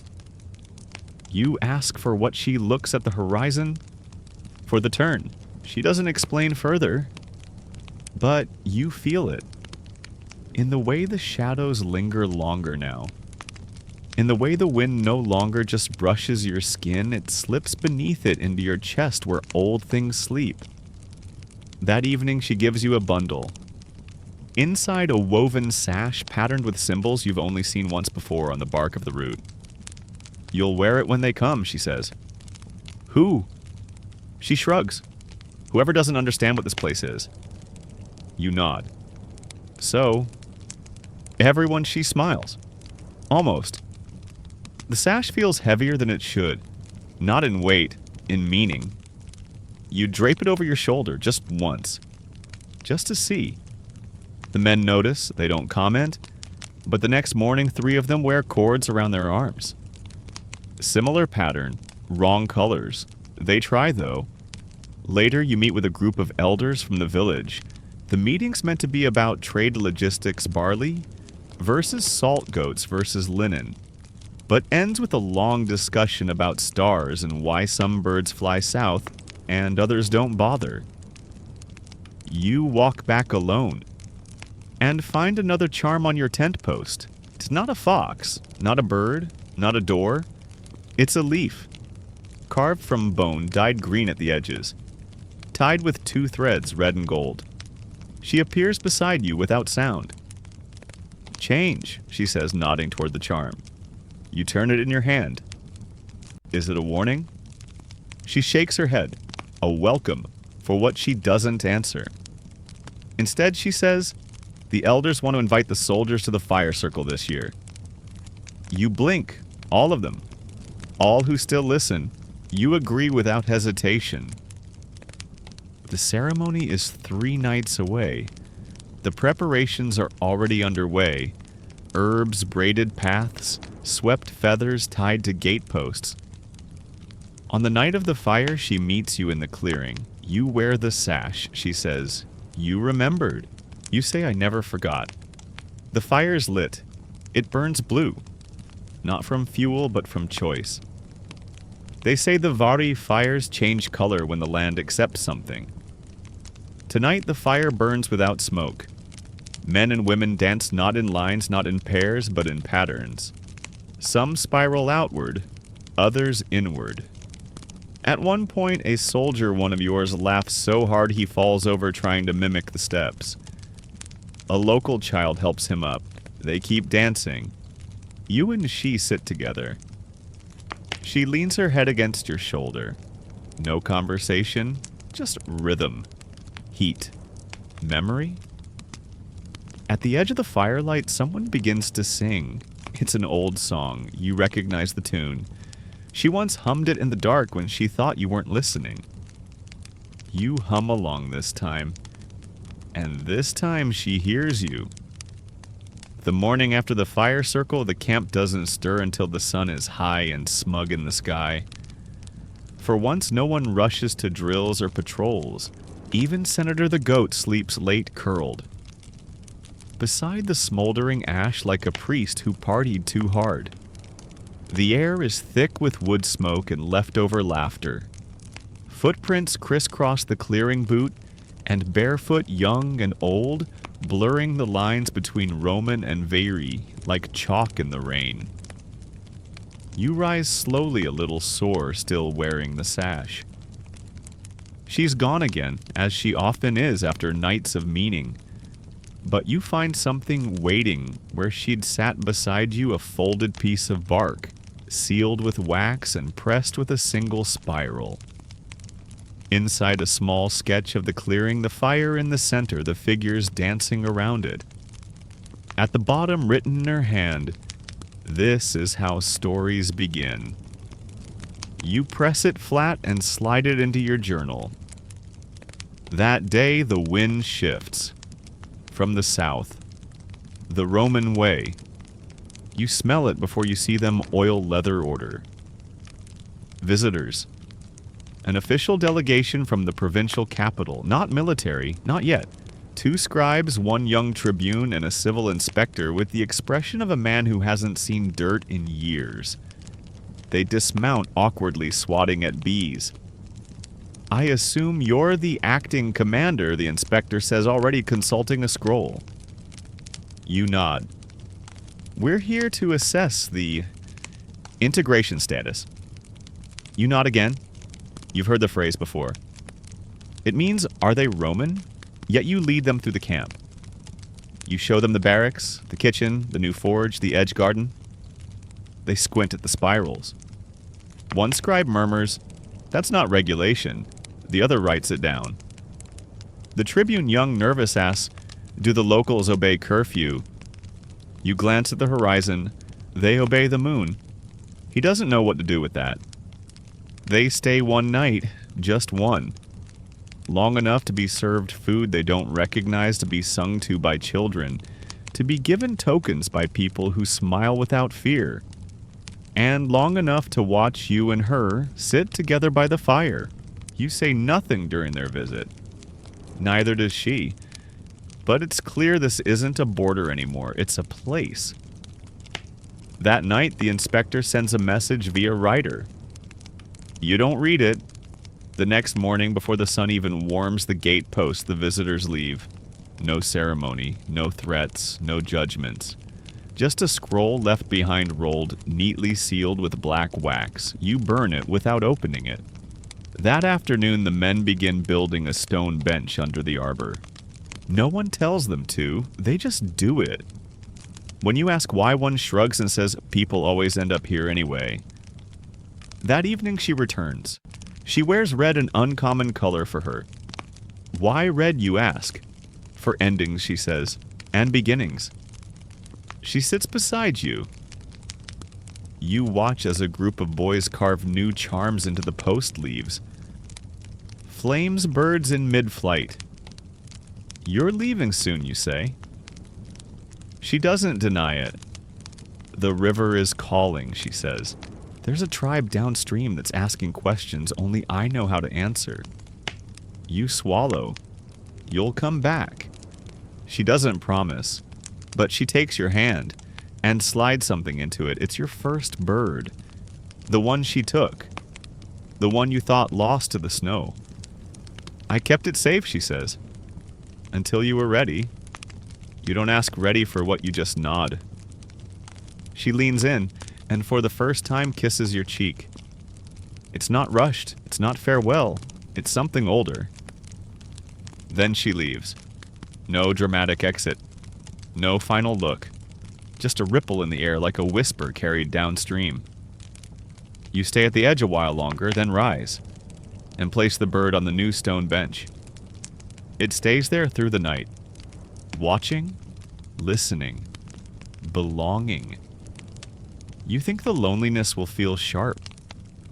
It doesn't. It feels slow, like the fading echo of a drum beat you were once dancing to now. Just a rhythm your heart remembers in silence. She's gone. The river took her south toward other questions, other wounds. But pieces of her remain. In the garden where her herbs still grow? In the braid tied to the arbor post, fluttering in the wind? In the way the men pause now before stepping into the woods, not out of fear, but reverence? And of course in the bird, still perched on the stone bench, still slightly lopsided, still perfect. One morning a recruit asks you, "Did you love her?" You don't answer at first. Then you say, "I became someone because of her." He nods slowly as if that makes more sense than any scroll ever could. That day, you're sent another scroll from the capital. This one is different. Polite, curious, no orders, just an invitation. They want you to come. Speak. Explain what happened here. What worked. You walk it to the stream.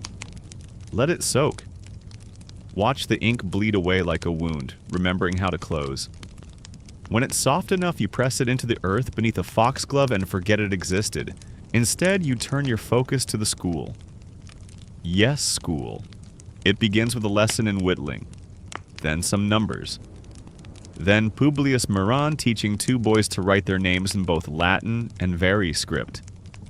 They write yours too, without asking. You post it near the cookpot. Next to it, someone adds hers. No surname. Just the spiral. You call the school the listening place. A young girl carves a door above the entrance, slightly ajar. The next day, a traveler from the north arrives.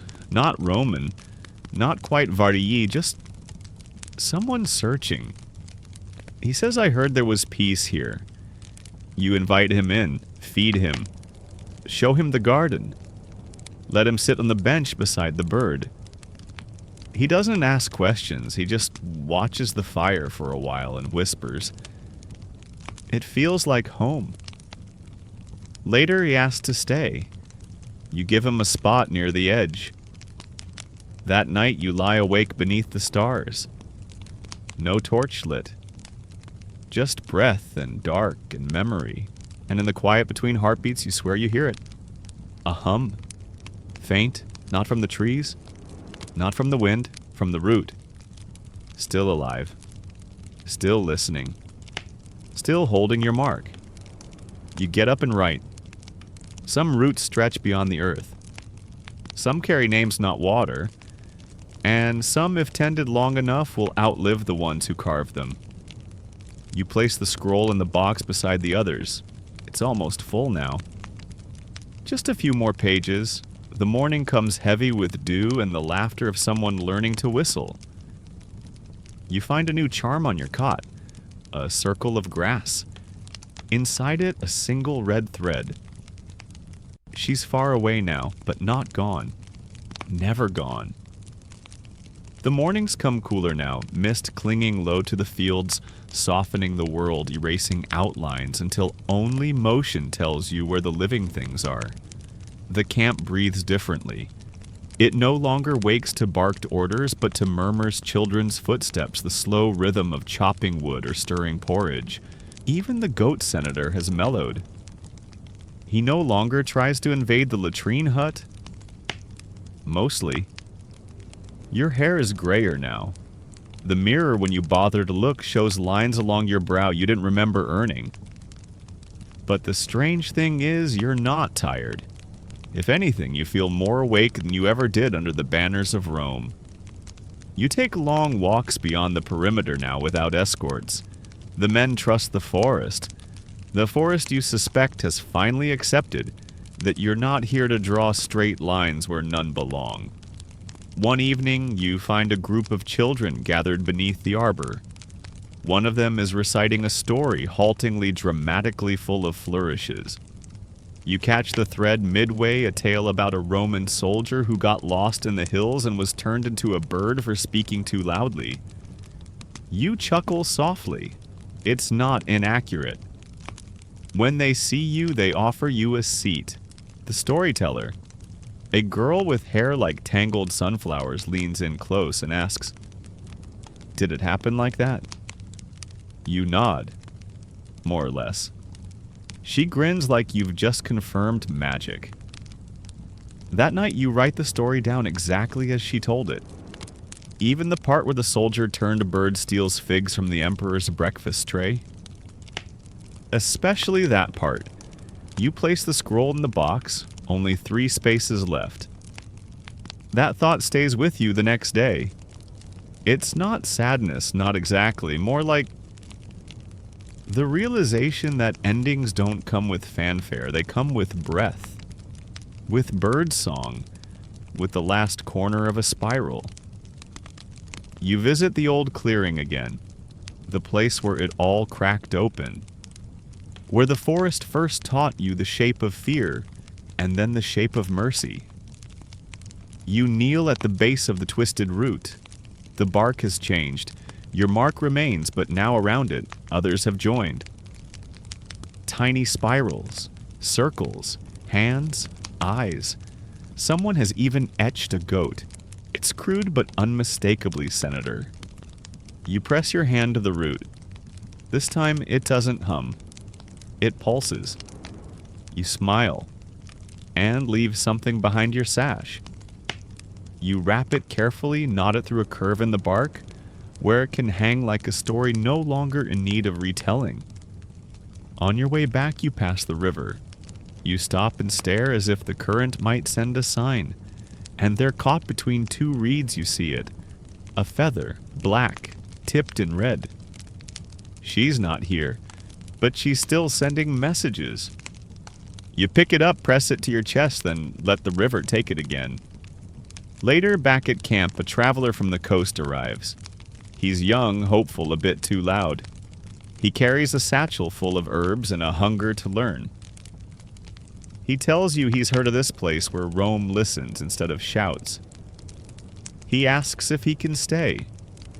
You say only if you can be quiet. He laughs, says he'll try. You show him to a tent near the stream. He looks around and says it's strange. This doesn't feel like Rome. You reply, that's because it isn't. And then you hand him a carved bird, one of the extras from the box. He holds it gently like it might breathe. You walk away before he can ask what it means. Some things are better learned slowly. The first snow arrives like a rumor. Just a few flakes at first, soft, hesitant, drifting sideways more than down. The kind of snow that doesn't blanket the earth, but rather kisses it as if asking for permission. The children try to catch it on their tongues. Publius still Marin to most claims loudly that snow is actually frozen goat breath. No one believes him. But they laugh anyway. You sit near the edge wrapped in a thick wool cloak, gifted by one of the Vari elders. It smells faintly of smoke and sage, and the seams are stitched in a pattern you've never seen before. Each line ends in a tiny loop. Spirals again. Always spirals. The garden sleeps now, covered in frost. But even in its stillness, there's life. Beneath the surface, the roots remember. The same is true of the men. Some have left called home to families or to cities that don't understand what they've become. Others stay quiet as trees growing something far less visible than muscle or rank. You take more notes these days. Not reports, not logs. Just observations. A recipe someone discovered for flatbread that doesn't burn. A lullaby in varied tongue that somehow makes the goats calmer. The exact tone of birdsong that begins when the fire is just hot enough to cook but not scorch. You call these pages proof of peace. No one will publish them. That's fine. They're not written for Rome. They're written for whoever finds them when your bones are already part of the earth. One morning, a child no more than 5 leaves a gift at your tent. It's a clay disc. Sloppy. Uneven. But carved with care. A spiral, of course. But with something new in the center. A tiny handprint. You keep it with you. Days pass like breath now. Soft. Full. Unmeasured. You've stopped counting seasons. Instead, you mark time by smaller things: the return of birds, the birth of a lamb, the first cracking of ice in the stream, and the day she returns. You don't see her arrive. You just find her one morning sitting beside the old fire pit, warming her hands like she never left. She doesn't speak. You hand her tea. She drinks, then looks at you with eyes that hold years and roots and rivers and something older than language. "I missed this," she says. You nod. "So did I." You walk the camp together. Slowly.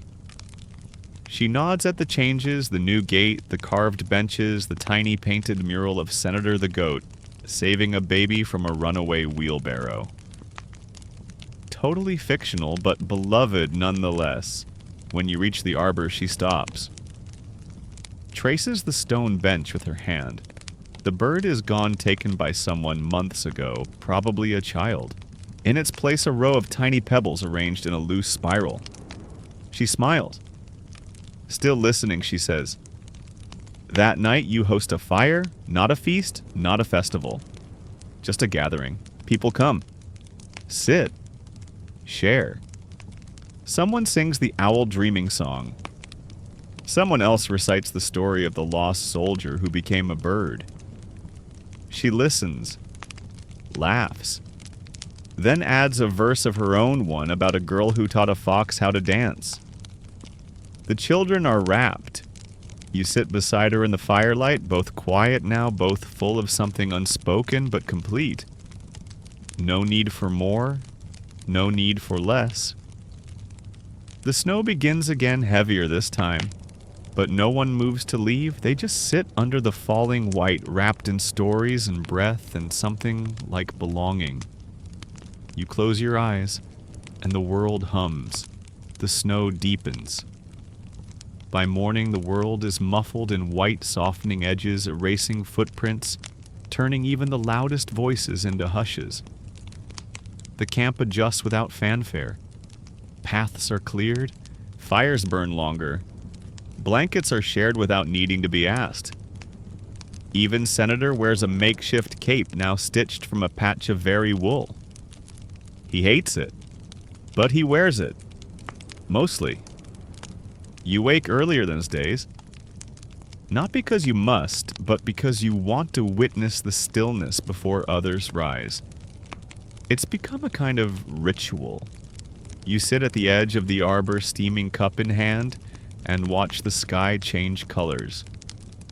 She joins you sometimes. She never announces herself. She just appears wrapped in a cloak, hair braided with tiny feathers, eyes sharp and soft at once. One morning she places something on the bench beside you, a scroll. You hesitate, then unroll it. Inside is a map, but not of rivers or forts or provinces.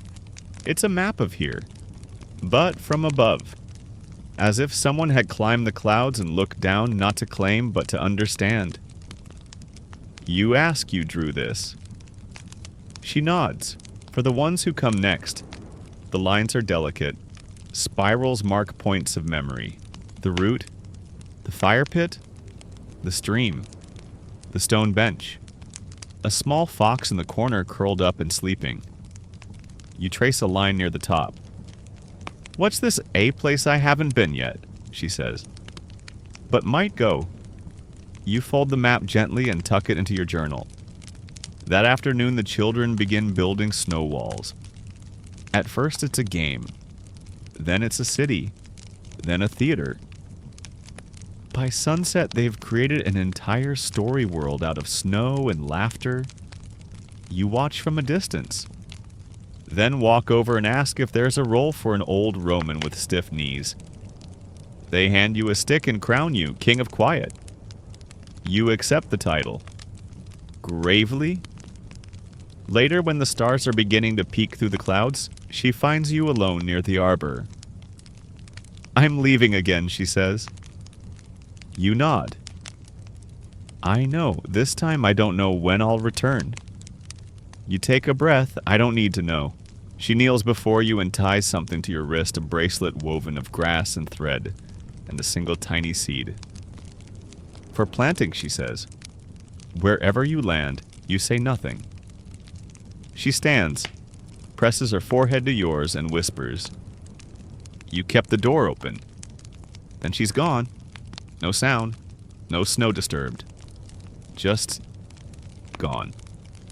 You sit there long after the fire has died, holding your wrist, feeling the seed against your skin. The next day you call the camp together. Not for a speech, just a story. You tell them about her no names, just the shape of her. How she taught you to listen, to lose, to grow. Then you reach into your pouch and pull out the final carving. A spiral carved into bone. You walk to the arbor and press it into the wood. The children gasp as it fits perfectly into the last open space. Someone begins to hum. Someone else lights a candle. And in that moment, you know this is not an ending. It is the last word of a long sentence, but the story continues on the breath that carries it. Winter settles in, not with fury, but with a kind of gentle finality. The world outside turns quiet and silver like a painting someone forgot to finish. Trees wear coats of frost and rooftops glisten with the stillness of untouched snow. Inside the camp, time flows slower now. There are fewer chores, fewer tasks that demand urgency. Fires are built larger. Meals take longer. People speak in softer voices as though not to wake the sleeping season. You spend your days walking, writing, listening. The box beside your cot is full now. Scrolls charms bits of twine and bone. A pressed flower. The fox braid. A stone from the riverbank. Pages of stories, some true, some imagined, all meaningful. You've labeled the box Not Forgotten. One night, a storm rolls in, one of those deep, moaning northern blizzards that makes the walls creak and the air feel thick with memory. The children huddle near the hearth. Someone tells the story of the ghost goat of winter who steals only mismatched socks. Senator gets blamed for this naturally.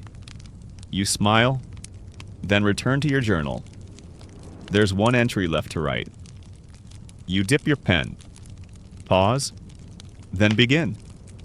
Today no one asked me what to do. Today the fire was built before sunrise. Today I was called by my name, not the one Rome gave me. The real one. The one whispered by wind, not written in scrolls. You place the journal in the box, seal it with wax, and carry it to the root. It's harder to find in winter, covered in snow bark frozen over, but it's still there. You kneel. Brush the snow away. Place the box in a hollow someone carved long ago. You press it in, not to hide, to return. As you rise, a wind stirs the trees. Soft. Spiraling. You take it as an answer and walk back home. That night, you sit by the fire one last time. No story, no scrolls, no visitors, just silence and breath. And the spiral carved deep in your chest, unseen, unspoken, unshaken. She may never return, or she might appear with the first thaw, barefoot and grinning as if no time passed at all. Either way, you are here, you have listened, you have changed, and that perhaps is all that matters. And now, let your breath grow long and slow like the shadows at twilight curling over soft snow. The fire has faded, the sky is quiet.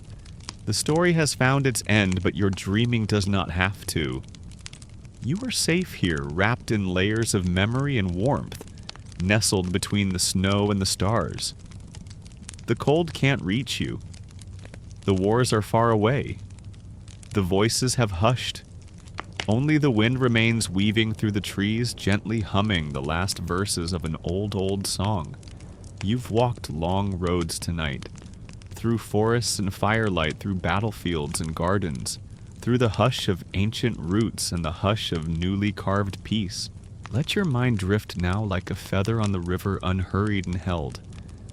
There's no more war to prepare for, No more questions to answer. Only the soft beat of your own heart keeping time with something far older, far deeper. In this quiet, you are not alone. You're part of the spiral. Part of the soil, part of the story that continues even in sleep. So close your eyes, let the snow fall, let the bird rest, let the root remember, and let yourself fade gently like a name, carved in bark, softened by rain and time. End of script. Sweet dreams.